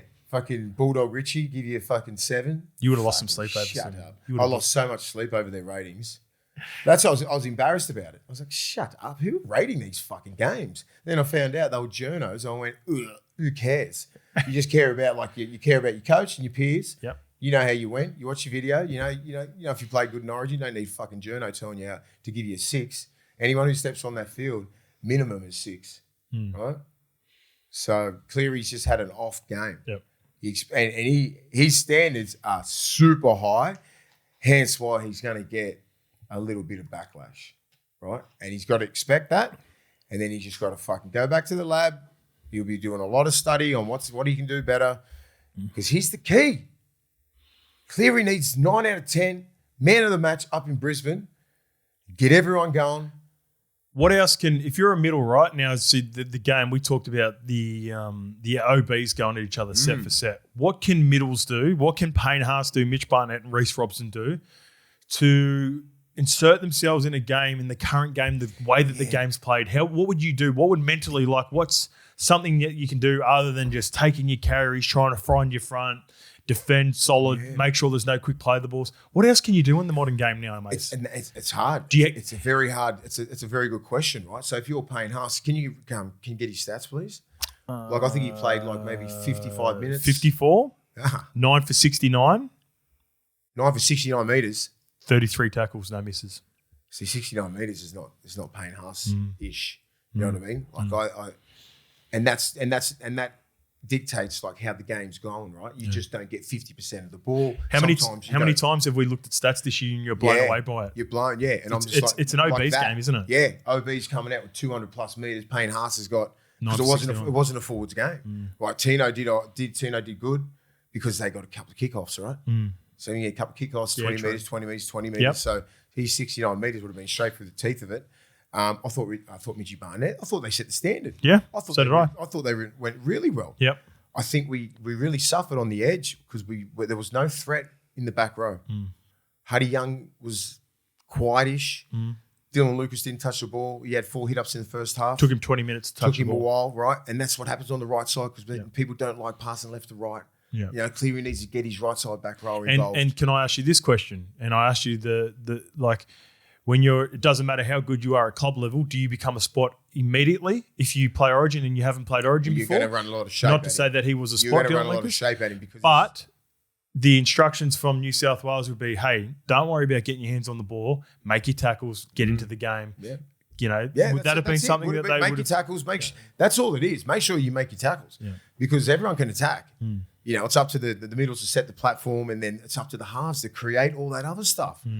And when you wait for the game to come to you in Origin, like Olakwatu did in the first game, like Dylan Lucas did, 20 minutes and you ain't touched the ball, it's fucking not good, right? That's where you've got to just get around to that open side. They end up, everyone's trying their asses out, right? It's just it just sometimes momentum doesn't go with you. Like it just looks so disjointed, right? Like what was our back row supposed to do when even on the left side when they're going, like a Yowie getting the ball and then block and then clears around the back and then Dylan Lucas running another block and then going around the back and then it's easy to defend. Like you can't do that. You've got to have something else. So it's like I thought he played solid. There's nothing that he could have done that. He missed a couple of tackles, right? That was late. He played big minutes. Played on the wrong side where he's used to playing on that left side. You know what left side's right what left side is like in an NRL game. You don't move. You don't go past the black dot, do you?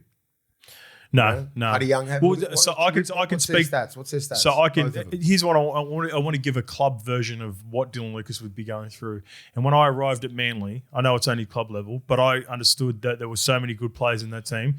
My focus was make my tackles, run a run a good decoy line to set up for Brett Stewart. Expect the ball. And like I knew that I might have got maybe an extra 5 carries at Parramatta because we weren't a good team, and that's what he would be doing at Newcastle. Like this is a weird comparison, but when I got to Manly, punch a hole as hard as I can outside of Kieran to hopefully set it up or get the ball. If I got the ball in the best possible position, make my tackles, don't make any mistakes, don't no misses. That's what exactly what he would have been. His mindset would have been like right in he this been version nervous of it. as fuck as well. Yeah, like I told you, like game 2 down in Melbourne, all fucking everything, all the money pushed in, right?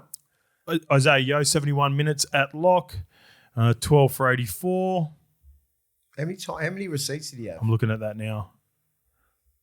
I reckon he had 20 receipts. Not many. No, it looked like he had the ball all 16. the time. Yeah, 16. So he what had was it possession. Was it pretty even? I know at half time was very 50-50 until obviously it blew out. So there you go. To your point, Mace, 11. So he touched the ball 16 times. He ran at 11. Did that feel like that in the eye test? Yes. It didn't feel like that, did it? It felt like every time like he was trying to push the ball. There was maybe even when Cam Murray come on, he played that same role. So it might not necessarily be a Yo thing. It was always it's a structure thing that they're rolling with. Like they need to like understand how the game's going. Here we go. I'll get you Cam Murray. Cam Murray would have had some 11 for 74. So pretty much identical to Yowie. What about Vic? And both 16. And what about Victor? Vic had eight touches, 6 for 46. He fucking hit some people. You know, that's why I would start him at 9. Do you know what I mean? Like he's the only one that can fucking lick some blokes. So Cam Murray to lock, Isaiah Yeo up front. Yeah. Mitch Barnett to the bench. Yeah. Barney had a crack. Barney and Victor Radley come on off the bench. I'd still start Vic. There's no way he plays that. They've dropped Adam now from game 1 to the bench. They play him only 10 minutes. Did he play 10 was it? He played 8. Yeah. 9. And Strange got on the last 16 minutes for...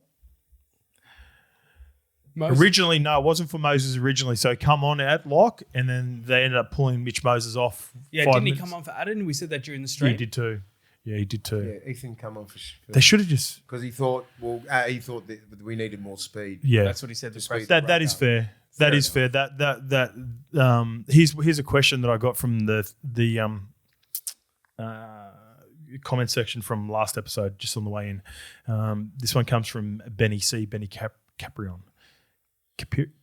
Anyway, hey fellas, L1 from day one might be a bit of a different take here, but do you think Laurie is struggling to manage the new 6-man bench? To me, the game turned when Queensland started to dominate through the middle during Tino's second stint. It felt like having so much flexibility on the bench with multiple options actually caused indecision. It felt like Laurie wanted to keep his options open late in the game with Appy and Strange, so he was forced to push his starting middles into much longer stints. If we were still operating under the 4-man bench, he would have been forced to rotate through the big men through the middle. Ironically, having more bench options seems to have broken the rhythm of our forward rotation. Yeah, it does. It's a good shout, isn't it? So Payne Haas and Mitch Barnett, I would have went, all right, give me 30, and then I'm putting Fanua Blake on the last 10. That would have been my first interchange. You know, like it's just like I wouldn't have overcomplicated it. And then I would have got in the second half, I would have thought, how's Mitch Moses going? Ethan Strange needs maybe we need a little bit more. Take Mitch Moses off and then put Ethan Strange on. And then I would have been maybe one, like Appy would have been, they're the 3 that I would have just wanted to use, and Victor Radley. And obviously Cam Murray, you can fuck around with those guys, but fuck, it must be, I don't know.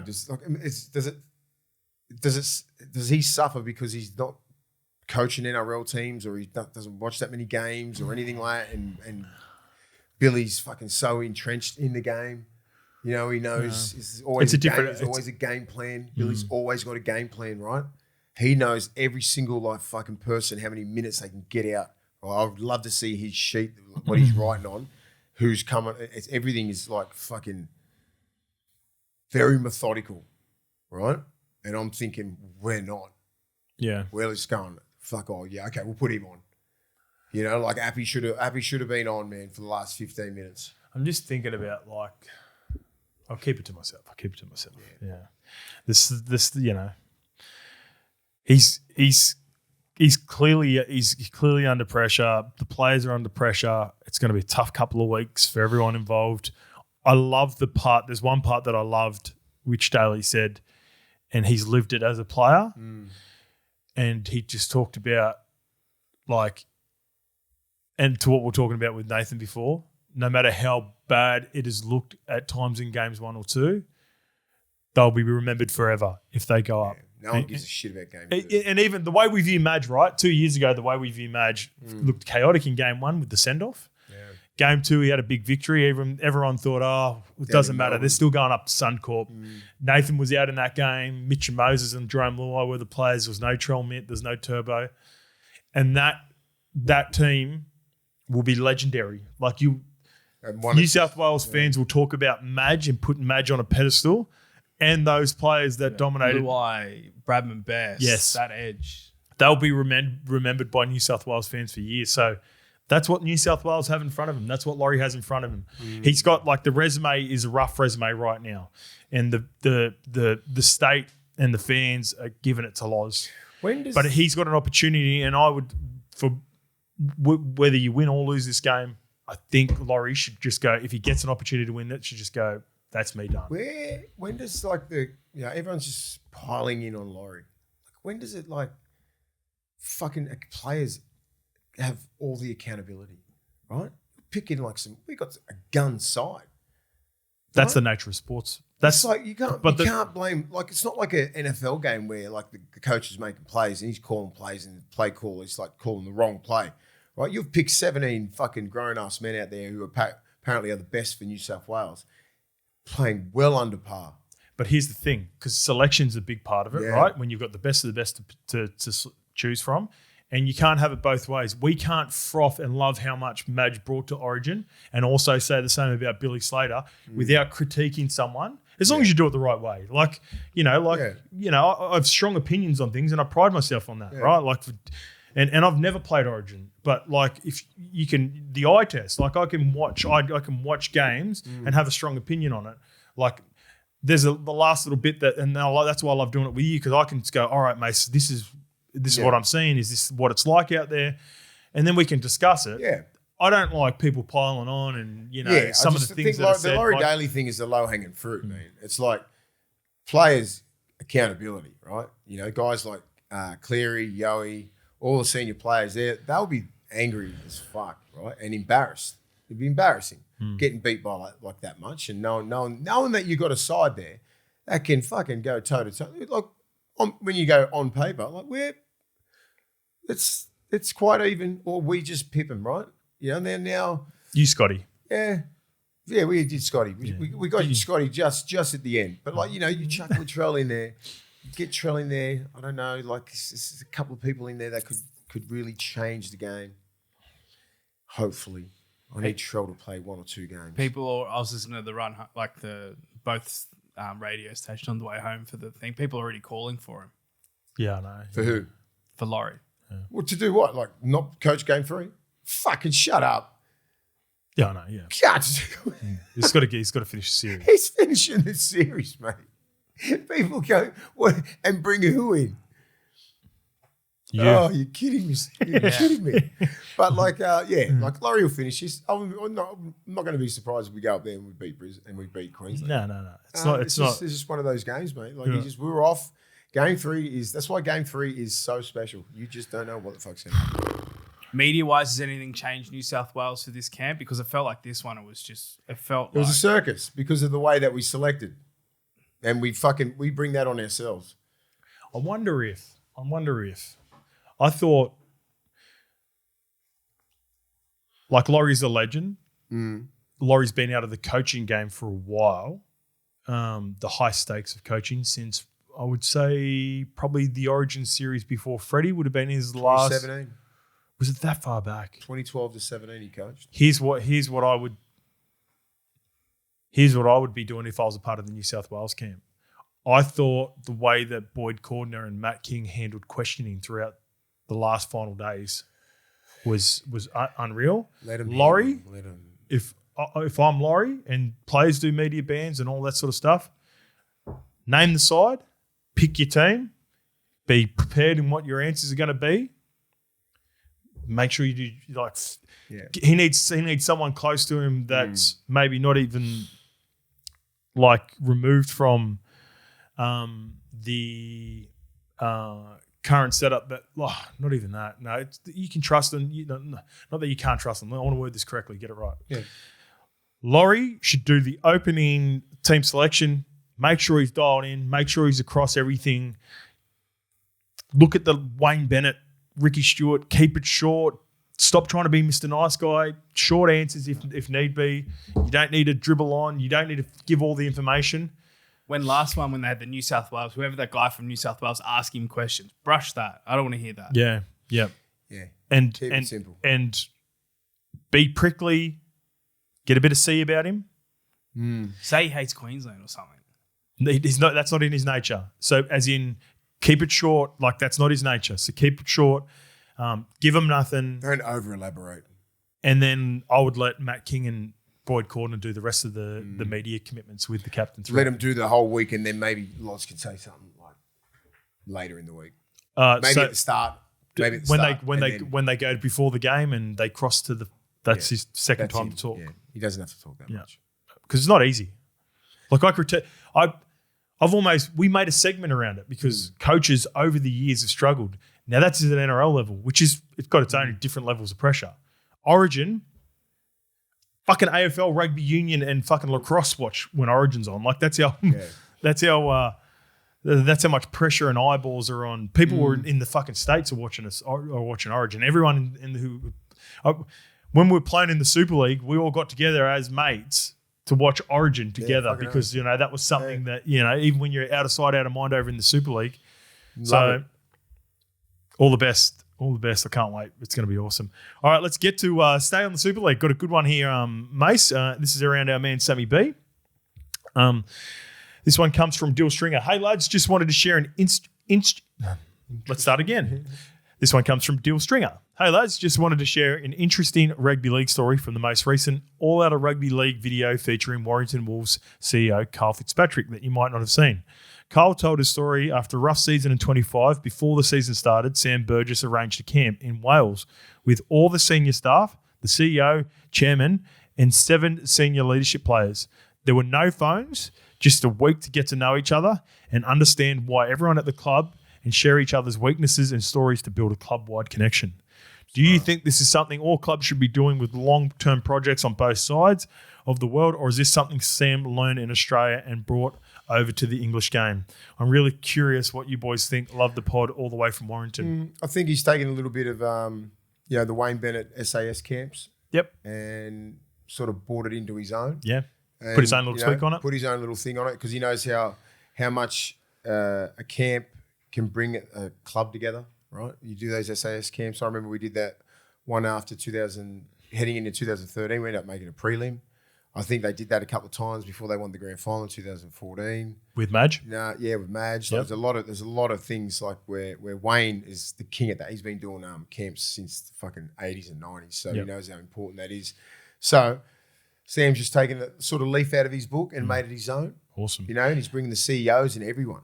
Well, that's the difference. So it's not just everything we did was just players. Yeah. So it wasn't just players. He's bringing the CEO. He's bringing all these other guys and leadership and selecting all these guys. And you just you filter out all the mentally weak guys. You're not out of the side, but when it comes to the crunch, who the leaders are. And sometimes you're very surprised, and you're like, "Fuck, I didn't know he had that in him." It would be cool to be nominated as one of those guys, wouldn't it? Yeah, because it'd feel like a bit of an honour. Yeah, you get judged, and the SAS guys are watching you, coaches are watching you, and you're like, "Fuck, I didn't know he had that in him." I remember doing that with Alex McKinnon. Yep. I was like, "Fuck, this kid's 20 years old." Yeah. Like we had to hold this bar about that long. It was like 25 kilo for 3 days. Yeah. No one could let it go. Yeah. And just do all these drills. Rotate between the group. Just me and him. So in between two, so there was 20 groups of 2, right? There was 40. So everyone got a bar each. Everyone had a bar. So me and Macca had this bar for 3 days. Yeah, awesome. Couldn't let it hit the ground. Yeah, had sick. to sleep with it. Had fucking he's doing the piss. I'm here with it like that. Fuck. Yeah, it was cool. Hard. Just not dropping that bar. So you just have that bond with that bloke. So that's why me and Macca always had that bond, right? And like Gags could go with BJ Leilua, or like Kate Snowden with Jeremy Smith. Love and it. Some Kevin Nguama. Remember Kevy? Yep. Kevy would do it with just say someone else. And I remember Kevy was in our group, and he was just, and it was me and Gids, like we were the leaders of the group, and we were going through these ropes and shit, and he just wasn't going quick enough. And I just kicked him straight in the ass. Yeah. Said, fucking hurry up. Because you know when you're at a pace and it's like the Fijian genetics hit him. Yeah. I think it was like the third day in. Yeah. And he's sitting there just crawling through these nets, and you know, you've got to go quick through because it was a race. Yeah. And I was behind him. I'm like, because I was trying to, I'm the one holding the net up, right? Yeah. To get everyone through. I'm like, this Hurry up. fucking slapped him on the ass. Hurry up, and just kicked him in the ass because you know when you get fucking tired, you get frustrated. And then he just started going into his own. Just fucking. They're good, aren't they? Then his leadership started going like that, right? Because he started killing it, right? Yeah. He started getting some more confidence. So it's They these work. camps, they work. Workshop. And I know what Sammy's doing there, and I know he's trying to build something special. Yep. So I actually reached out to Sammy when I found out Yeah. about this because I wanted to just get the all clear to talk about it. And I was like, mate, like what happened? Like, is this correct? Because I know the CEO is talking about it, but you know, it could be a little bit of GST put on story sometimes. So I went straight to the source, and he said to us, and you know, he talks all the time. He goes, Hozzy, we're just lacking connection. He's a bit like sort of. He's sort of straight up. He's one of those persons that says, he goes, Hozzy, we're just, as a club, we're lacking connection. We needed to buy in all together. They're currently league leaders right now. Yeah. They've also had both of their two starting halves out, a couple of veterans in George Williams and Mark Sneed. You know he's going the Dolphins, Georgie. Yeah. That's a weird one with Cody, yeah. That's a weird one. We'll talk about that a little bit later on. Love George Williams, the player. Same. But my biggest question mark was Cody and Selwyn at the start of the year. They're playing, so they've got themselves in a weird predicament. Wolfie's been over there. He knows how good George Williams and Morgan Knowles have been over there. Yeah. But how old's Cody? I think they might. I think the Dolphins might have even been caught off guard of how quickly the rest of the squad's developed. Qatar's gone from 0 to fucking like 1,000. Yeah. George Williams would be George 30? has got to be like he was like 2019. He was in the grand final, right? Well, I played against him 2016 for Catalans. Yeah, and we did. And he was like 3 or 4 years into his career then, it felt like. Right. He wasn't apart. Yeah, he'd be 33, I reckon. Still got it. Are you on Rugby League Project, Lukey? No. I can tell when you're looking like that. No, he's on fucking. doing He's probably thumbnail. watching the World Cup. The fuck with. Yeah. Doing the thumbnail. He's looking at Harry Kuehl's highlights. Yeah. George Williams, 2019, 32? England, 31. That's and where did he start his career for Wigan? In 13. So there we go. right. So he's in this day and age. He's got 4 years in him. Back to the point. So connection, Sam Burgess, not uncommon, these sorts of things. Love the little bit of a tweak that he's put on. Got the CEO, got the chairman. I wonder if he's got him doing got it. the senior staff. I wonder if he's got him I doing don't think it was like an army camp thing. I think it was like more of an honesty session. it. I think there'd be some sort of fucking. There'd be the players. Would be confident. Probably. I should ask them that. Actually, that's a good question. That's it. You have to. For me, when I look at the lack of candidates in the NRL right now, the indecision around Coaching. Coaching. Does He needs to win. If he gets a Super League trophy this year and can maintain this and develop these young kids, fuck, I think I'd still have him even if he doesn't. But he's got to be the number one candidate. I just think he just waits for the old balls to call it quits at South. Wayne. And he'll be the director or something like that of everything, of operations, and then he'll Sam will come in as head coach. Sam, yeah. I think makes a lot of that sense. would be the plan if I was Sam, right? Win over there, make your bones over there, understand everything. He's been coached by the greats. He is one of the greats. That doesn't necessarily make him a great coach, but he's doing everything right. Yep. And I think he's the best place for him is South Sydney. All right, and the best place for you to find your healthy, fresh meal prep is Papa Macros. So we have been with the guys now for about a year. It's almost on a year now. We're absolutely loving it. Lukey, look at Lukey's face. We're all just ripped. He's starting to drop that weight. Shout out to your man Joshy, who's been personally training you as well. He has. He has been. You got a personal trainer, you pussy. He's one of the boys. No, He's Georgie Defoe's best mate. I'm joking. For consistency. Yeah. So it means I have to go. You drop the cash up front, means you have to. So Joshy went on to Papa Macros, and he has informed you which meal preps you should be smashing. A lot of the as well. leaner ones I'm on at the moment. So a bit hungrier, but I treat us, Mace. I get a few gains in there as well. I don't mind to mix it up a little bit. I might go back to the lean, I reckon. You want to go back to the Gordon? Yeah, it's got me. If you are ordering for the first time, put in the code levels30 at papamacros.com.au. That'll get you $30 off your first box. Levels 10, and that'll get you 10% off all future orders. That's only for our audience. Get your orders in now. This is Thursday, the 18th of June. You get your delivery on Sunday. Well, that's when we get our delivery on Sunday. You can pick between, I think, Sunday, Monday, and Tuesday. It's up to you. They look after you. Papa Macros. Let's get to it. NRL team list, round 16. All right, first game is Friday, June 19th. Newcastle Knights versus the Dragons. Now, Knights have named both Kalen Ponga and Dylan Lucas. Sandon Smith, however, is in the reserves, which could see Fletcher Sharp move back to fullback if Ponga can't back up. Bradman Best returns for the Newcastle Knights at the exact time for him to be in contention for Origin. Thomas Cant is in the back row for Jermaine McEwen, who's suspended. As for the Dragons, just the one change for them. Luciano Leilua, despite apparently being unsettled with getting dropped back to New South Wales Cup, apparently played really, really good last week.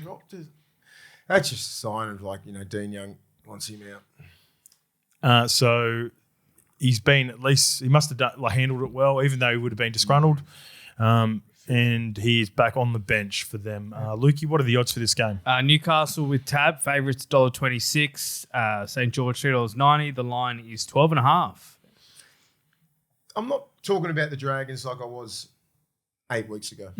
It's a different team. They're tough. They run hard. Can I ask you a question? Bring your mic into a little bit there, mate. It's a little bit far away. The Knights smoked them at Illawarra about 2 months ago. Yeah. Remember, it was the Dylan Brown fucking thing. It was a tough game. It was like fucking for 6 minutes or whatever. I was just saying, that's a 7 minute thing. 7 minute abs.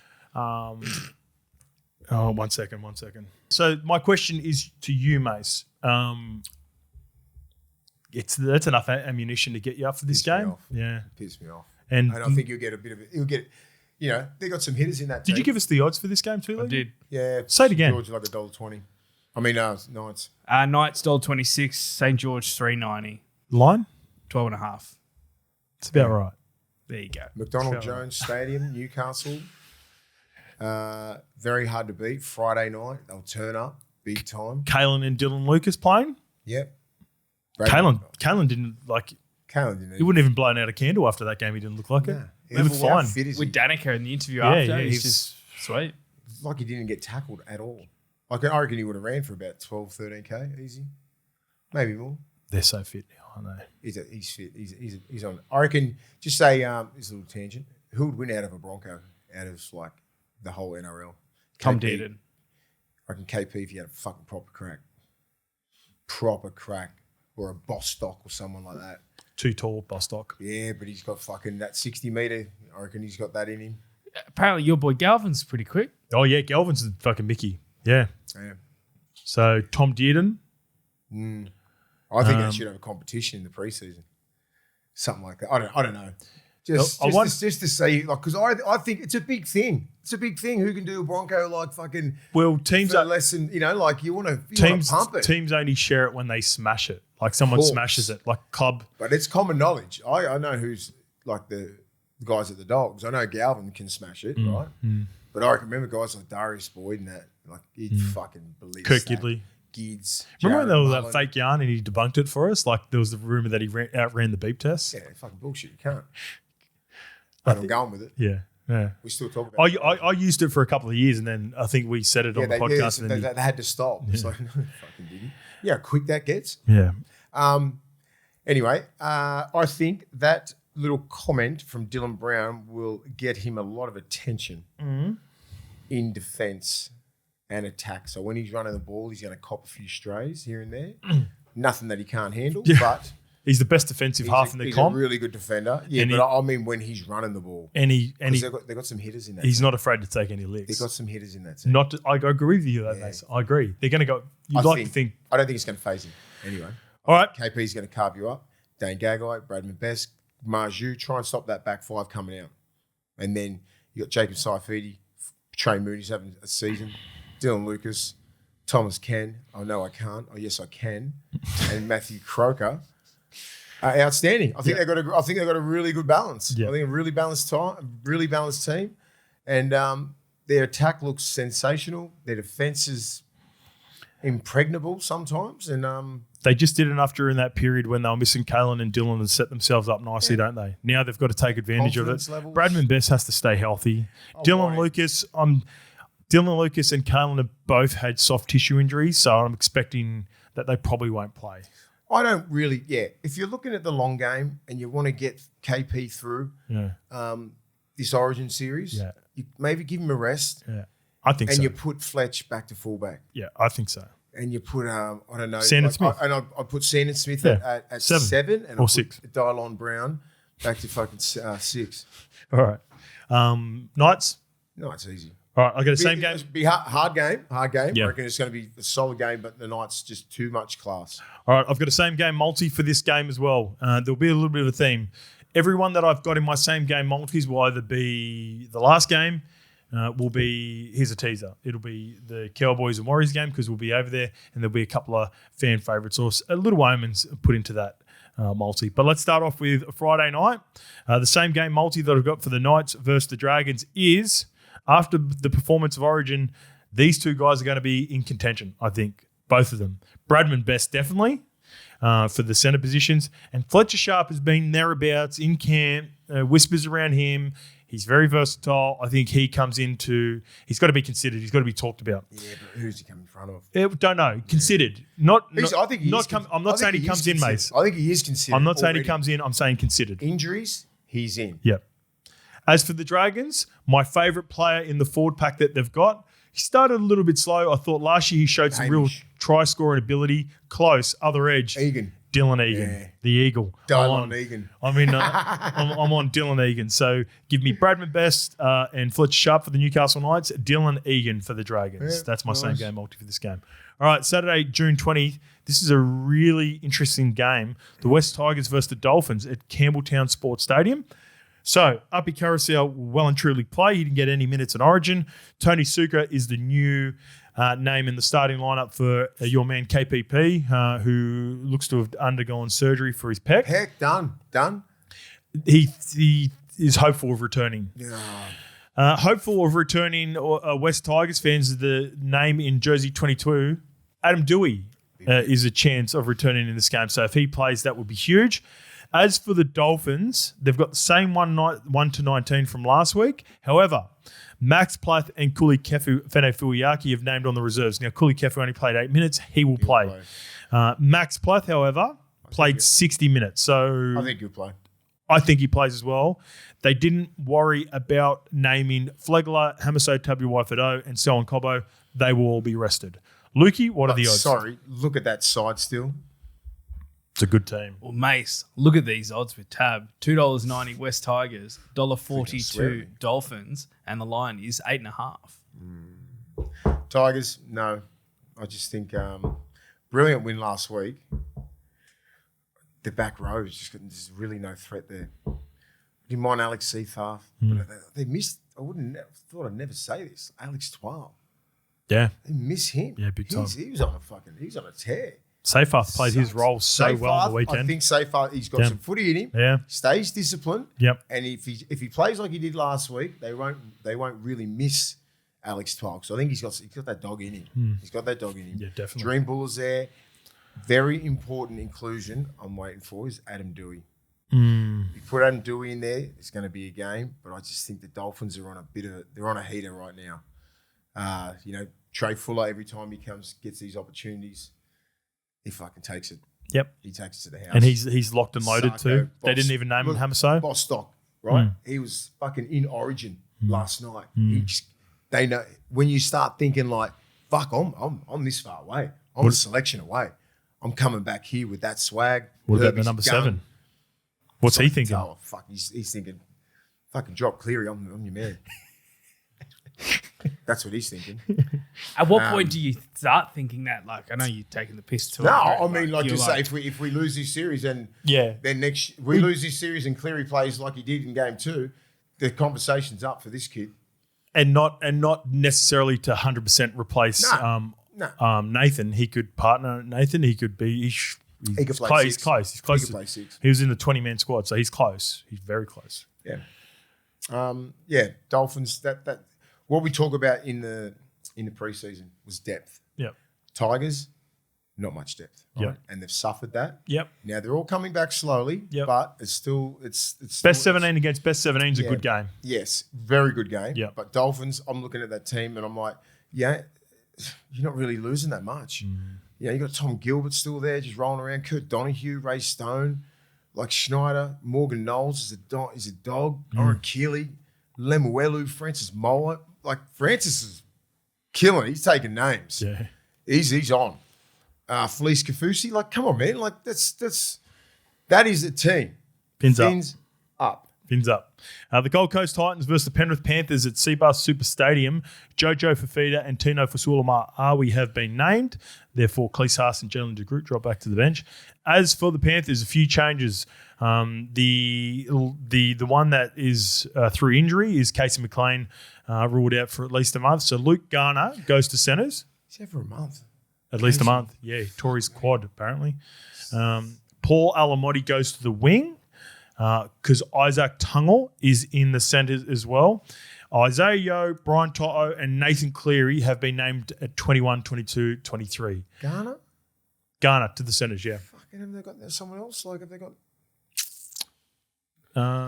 He's done a job a number of times for him. Yeah, in the centres, yeah. centres. Silky Jenkins is still there. Yeah, Silky Jenkins will be left wing. Garner will be left centre. Isaac Tungle and Alamotti will be on the right. Liam Henry in there, Lindsay Smith, Liam Martin. Cogger goes to 7. There you go. There's the depth you're talking about with the Finns. Yeah, they got that. Yeah. Too much class, but Titans are playing good. What are the odds? Tab agrees, mate. $1.26 for Penrith. The home team, Gold Coast, $3.90. The line is 12.5. I hope the game's. It's a weird line. I hope that the Gold Coast Titans fans turn up. Like that atmosphere when they played. The atmosphere when they Broncos. played Brisbane. Yeah. Was fucking outstanding, and they've got a team to support now. Yeah. Like, remember, like, 09, 10, 11, 12, when they were making prelims? You know, they were packing those stadiums out. I remember playing up there. They were hard to beat. So, they've got a team to support there. You know, Keanu Kinney's box office. KC and Jojo Fafita, box office.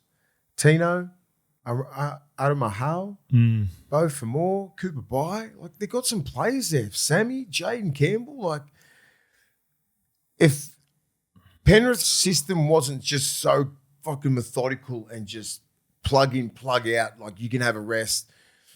Oh man, if they rest those 3 players, I'm going Titans. Wow. Hey, just before we got a little bit distracted here, Mace, because I went to go look at the NRL website, just check the draw for players. The 19th game's on tonight, so we'll get to see the best young talent playing. Yeah. And the name that stood out is a guy that a couple of names. So Onatoni Large is the half 5'8" for the Manly Seagulls. That's apparently really promising with Joey Walsh. And we have Bishop Neal. Now, watch the game tonight, Mace. This is this Warriors back rower who's been destroying SG ball and 17s, 19s coming through the grades. He's Queenslander. I'm going. Are you going to it? Yeah. Where's the game, mate? It's North Sydney. North Sydney Oval. Yeah. There you go. All right. Eddie Kalis. It's got to be the son. I think. Is that Nathan's? Yeah. Nate's kid? Eddie, no, he didn't have a son, Eddie. Must be Jason. Eddie Kalis, famous father's footsteps. Let's get this article. It'll be going. Jason Yeah. because I Good humour. No, it's the son of Nathan. it is Nathan. Yeah. Eddie. He's an S. I Yeah. know you, Eddie. Apparently Hindy's kids, one of his boys, Buster. I think Buster's at Penrith. in the Penrith, yeah. Penrith system. Ryder Talangi looks exactly like Blaze, so that's his brother. Frank Howarth, he looks Kiwi, which Jack Howarth is. So in relation to Jack potentially. Got to be. Titans. I'm with you. Yeah, I think Tino found his mojo last night.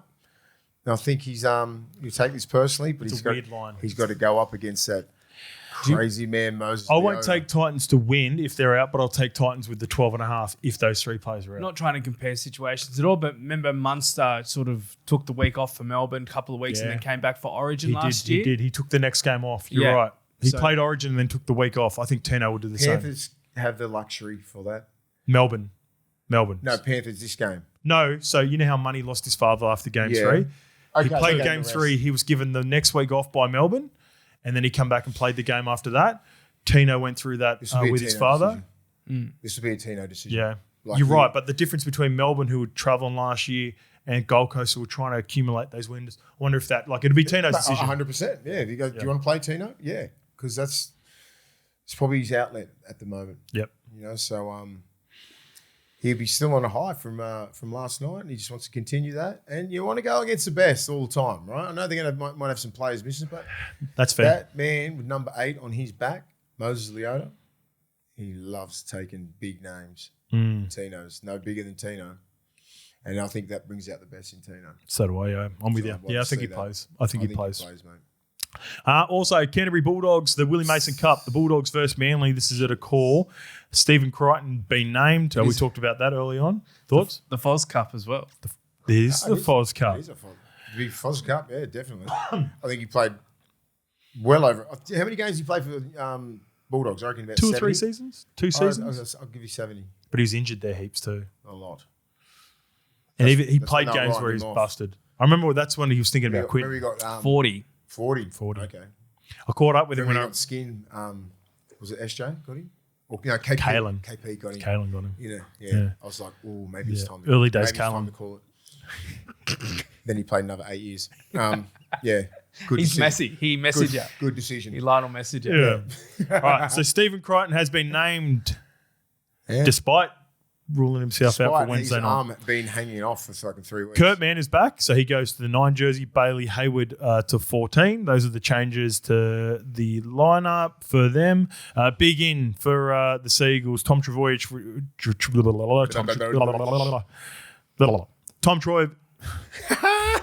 Tom Trbojevic at fullback returns for Clayton Farlolo. I was trying to say Farlolo really quickly straight after it. Tolu Kola has been named to play as well. I think he plays in this one. And Bullimore is back after missing round 14 due to a head knock. What are the odds for Let me pronounce these odds with you, mate. We've got $2.90 with the Bulldogs. You've got $1.42 for Manly. And the line is 7.5. Yeah, dogs all the way. With zero confidence. Fosball with -1 aura confidence. Full confidence. This jersey's going to get him. Turbo. Fuck, I'm so... Oh, just let me run out. Think about this. Run out in this jersey. When Fosball started, they demolished Fins Up. And Tom Turbo looked the best that we've seen him in a while. And he looked like he was travelling at the start of that Cowboys game before the hammy went on him. And he was devastated. Yeah, we were all devastated. We were all devastated. And then I got the opportunity to sit and just watch and see the way that he breaks down the games and love Tommy. Going to a training session and just seeing how, because I didn't get the opportunity to see what he was like with other injuries, but you can tell and even just watching him, he's been on Fox, he's been on Hello Sports, he's been on 9, he's done all these interviews. A little bit more comfortable with himself. He just seems happy. Yeah. He just seems like in years past when he's been injured, we don't see him. He doesn't do any media. Hides a little bit. Yeah. Because he's sick of answering. I think he's just sick. Like, obviously, like when it happened two or three times, he's just like, fucking again? Yeah. Now he's just like, all right, I know the protocol. I know what's going on. I've got to face the media. This is how it is. It is what it is. I'm going to get better. I'm going to come back. I'll just do the media. Whatever. It doesn't affect him. Do you think he feels that the weight isn't so much on his shoulders anymore and they've got more pieces that can, when he is not out, he doesn't feel like, fuck. Yeah, I think his love, I think the Trbojevic's love for Foz is just any cloud, whether it be an injury cloud, form, coaching, origin chat, the Fosball mania has just any little dark cloud that's been around Manly is just like, all right, everyone's looking out of the ocean now. It's beautiful, and we're having a few beers at the Stain. Everything's just so. It's like you sit at Manly Wharf on a Sunday. It's just like doesn't get any better. That's Fosball. That's Fosball. Pizzas. That's what Fosball is. Yeah. Yeah, a couple of pizzas, just looking out there to the harbour. That's Fosball. I wonder if they will flirt with him. Bulldogs. I wonder if Foz will flirt with him in the OBs to begin. Whether he goes Lehigh or Tolu potentially for his first game. I wonder if he plays fullback. We've got to spot Brooks up. That's already. That's the weakness in that team. When he's little indecisions on that left edge, when he's left three. He's playing good under five. I know he's playing good. Yeah. I know he's playing good, but I know he's had that in his game in the past. He has tendencies to do that. So Satili Tupanua is the right side back row. Ooh. So let's get fucking going. Yep. Play to our strengths. Kick good. Kick chase. Defend your asses off, and we can get this win. All right. If we don't, sorry, it's nearly fucking over. I think it's over for you guys anyway. Shut up. Don't ever say that unless it's mathematically out. With the back end of the year, it's like we still make this. If we win by 70, lose by 60. Here's who I'm not counting out. Here is who I'm not counting out. The representative players that did not play representative football on Wednesday. So for my same game multi, for the Manly Seagulls, Tom Travojevic and Hamoli Olakawatu, they will be talked about for weeks, for the next 2 weeks in the lead up to Game 3. And another name that should be talked about who should be straight back in for Game 3 is your captain, Captain Courageous. He's playing busted, but he's still playing Stephen Crichton. He should have played on Wednesday night. And he's going to have a point to prove. It's going to be a problem. Who's our left three? It's Birdo. It is. Who's our left four? Left four is... Salmon. The salmon of Capistrano. So... He needs, he's got to help Birdo. Yeah. Like everyone's in, like you got to get up inside. You got to attack legs. You can't let the big man wind up. You can't let him have his first run and Birdo be on his ass. Body in front, Birdo. It's a big challenge. Body in front. All right, let's get to Sunday. We'll be over at this game watching it closely. The Wars versus the Cowboys. So Chance Nickel-Klokstad goes on to the wing. For Alofiana Camperera, he's got a hectic cork. Sam Healy, he returns on the bench at the expense of Micaiah Tafua. Rocco Berry and Luke Metcalf apparently killed it in New South Wales Cup last week. They are in jerseys 18 and 20. Mitch Barnett and Kurt Capewell have both been added to the extended bench 22 and 23. I'm thinking they're a little bit more desperate than they were a couple of weeks ago. So I think those two guys play in this game. Thoughts? I think so too. Yep. Kurt Capewell's tough. He's tough as shit. Yep. So is Mitchy Barnett. When you lose Origin, all you want to do is play football again. Cape's only played 50 minutes too. Yeah, Mitchy too. Mitchy, 40-something. Yep. So it's like... And it was it was a tough game, but it wasn't one of these games where it's like fully taxing for both these guys. No, first half was. Played their asses out. And then second half, there were so many tries that it was... rest. Yeah. So Mitch Barnett, he's a very important piece. He needs to play so he can be either be on the bench or start. But I think Stoles-Smith, Tanner Stoles-Smith, Christchurch boy, I'll be starting him. I would be starting him definitely. Yep. And if you're going to start in front of, if you want Mitchy Barnett should come off the bench. He can come off the bench. Yeah, Kurt Capewell. All right, for the Cowboys, Braden Burns returns on. Where's our boy Lecker? He's been injured. He got injured 2 weeks ago. He missed last week. They've got no Rog, obviously, for the season. Fish and Lecker got injured during the bye week, I think. Or they must have got injured.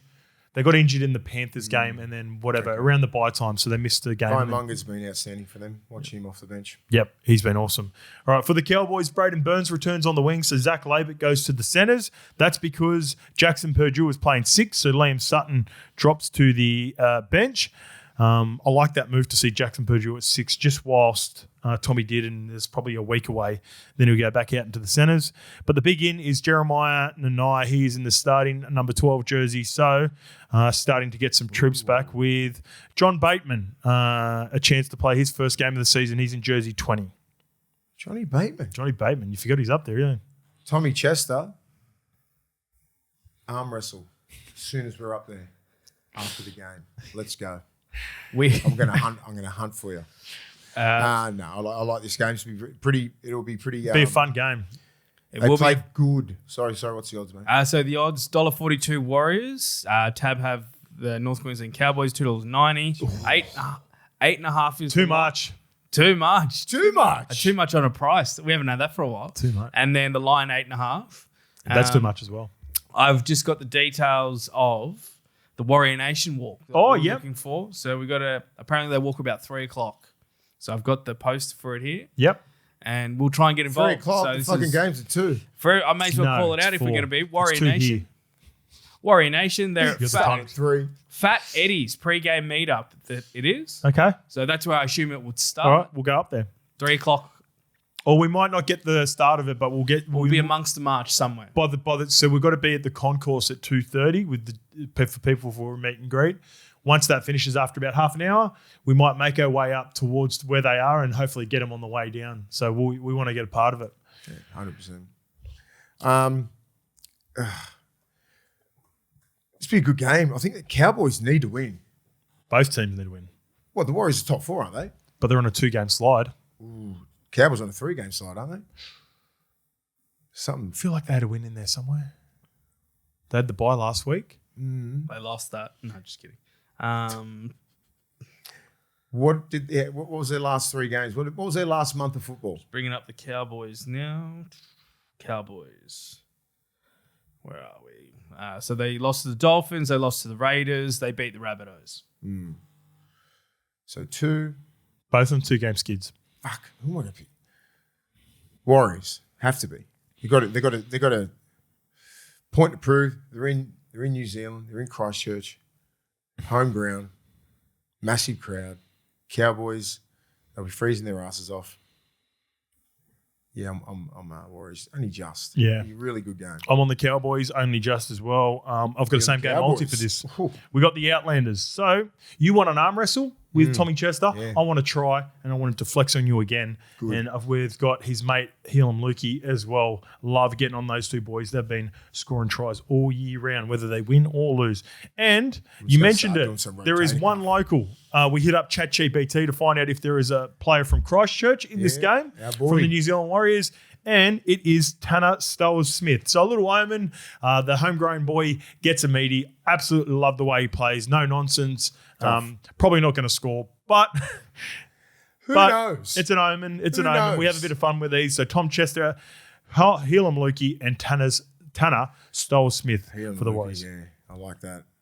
All right, game 2 is the Melbourne Storm versus the Canberra Raiders.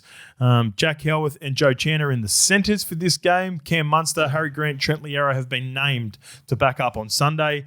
They need to win, so I think all 3 of those players play. Tyron Wishart is also back for his first game after he missed some time with an ankle injury. Joe Chan, the centres again. What are you doing to him?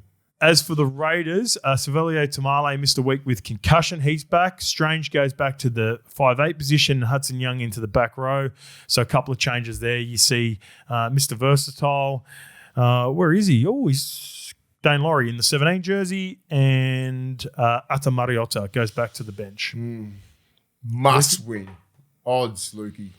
Odds with Tab for this game. We have Melbourne $1.40. Canberra Raiders $3. The line is 8.5 again. Amy Park too. Down there. Are the Raiders gone? Yep. This will almost This is really this is for a lot of people. Dagger. This is their last the chance. dagger. Yep. so I'm going the Raiders. All right, Melbourne for me. Melbourne for me in this game. I just think I've seen both these two teams played really well after the bye, but I've seen it for 4 or 5 years now. I know Cam does his best work after Origin. Jerome is going to kill it. That's what I'm confident in. Jerome's going to go after this game. He's going to kill it. So I'm confident in that. Give me the Melbourne Storm. All right, the last game is the Sydney Roosters versus the Cronulla Sharks. This is at Allianz. All of the Roosters players have been named in the starting lineup. Teddy at fullback, Rob Toya in the centres, Nwanga Nitawase on the wing, Sam Walker at halfback, Victor Radley at lock. So all the rookies and sort of hybrid fillings from last week are out, at least to the extended bench. And same for the Sharks. Adam Fanua-Blake and Britton Nikota in the back are back for the Sharks. And lurking in the extended squad, 21 and 22, Blake Brayley Nico. and Nico Hines. The odds are Big. Odds for this one, we have $1.60 Sydney Roosters, Cronulla Sharks $2.35. The line is 4.5. It's always a tough game between these two. Yeah. Always. Yeah. Remember playing when I was at the Roosters, always a grudge game. And Fitzy and Robbo connection too. Fucking oath, yeah. I think the Roosters, man. They have to. Like, they just got a better team. Blake Brayley, they miss. I'm not sure if I'd rush him back so quick. They're in a good spot where they can probably rest him another week. He'd want to play though. He'd want to play because I don't think he's a chance for Origin. But they miss him, right? You know, when you get a new 9, like I don't like if a new 9 was just say like Corey Hughes or Adam Perry got injured and they brought a fucking new 9 in, like your timing and everything is off. Yep. And it's taken them a while. They've been winning games through it, but because of the skill set of like the outside backs and the middles, it's a different style. They've played different gritty. style of play. Yeah, they've been just It's nowhere near as creative. Hard nosed football. Yeah. Where Brayley is like fucking he's prime time. Yeah. Nico, they can win without Nico because Trindle plays lights out whenever he's out. Yeah. But just adds more. Nico, how long's he been out for? And why? Is it like soft tissue injury? no, he injured his ankle. Ankle proper. Yeah. All right. I'm going the Roosters. Yeah, I'm on the Roosters as well. They're just because we've got Brayley and Nico named at 21-22, so it doesn't guarantee they play. No. If they play, it's look at that forward pack, man. yeah. Farley White, Reece Robson, Lindsay Collins, Angus Crichton, Sivo Wong, Victor Radley. I'll stay on the Roosters. Yeah, if the Sharks are playing at Ocean Protect, I'll probably go the Sharkies. Yeah. Same. Anyway. All right. That's it. Enjoy Enjoy the footy over the weekend. We are going to be back on Tuesday. A bit of a delay because we fly home from Christchurch on Monday morning. So we'll have a chance to watch all of the Sunday games properly. So keep an eye out for the content. Was Nation, we're coming for you. Christchurch, can't wait. See you Tuesday. Pumped. Chances are you're about to lose. For free and confidential support, call the number on the screen or visit the website.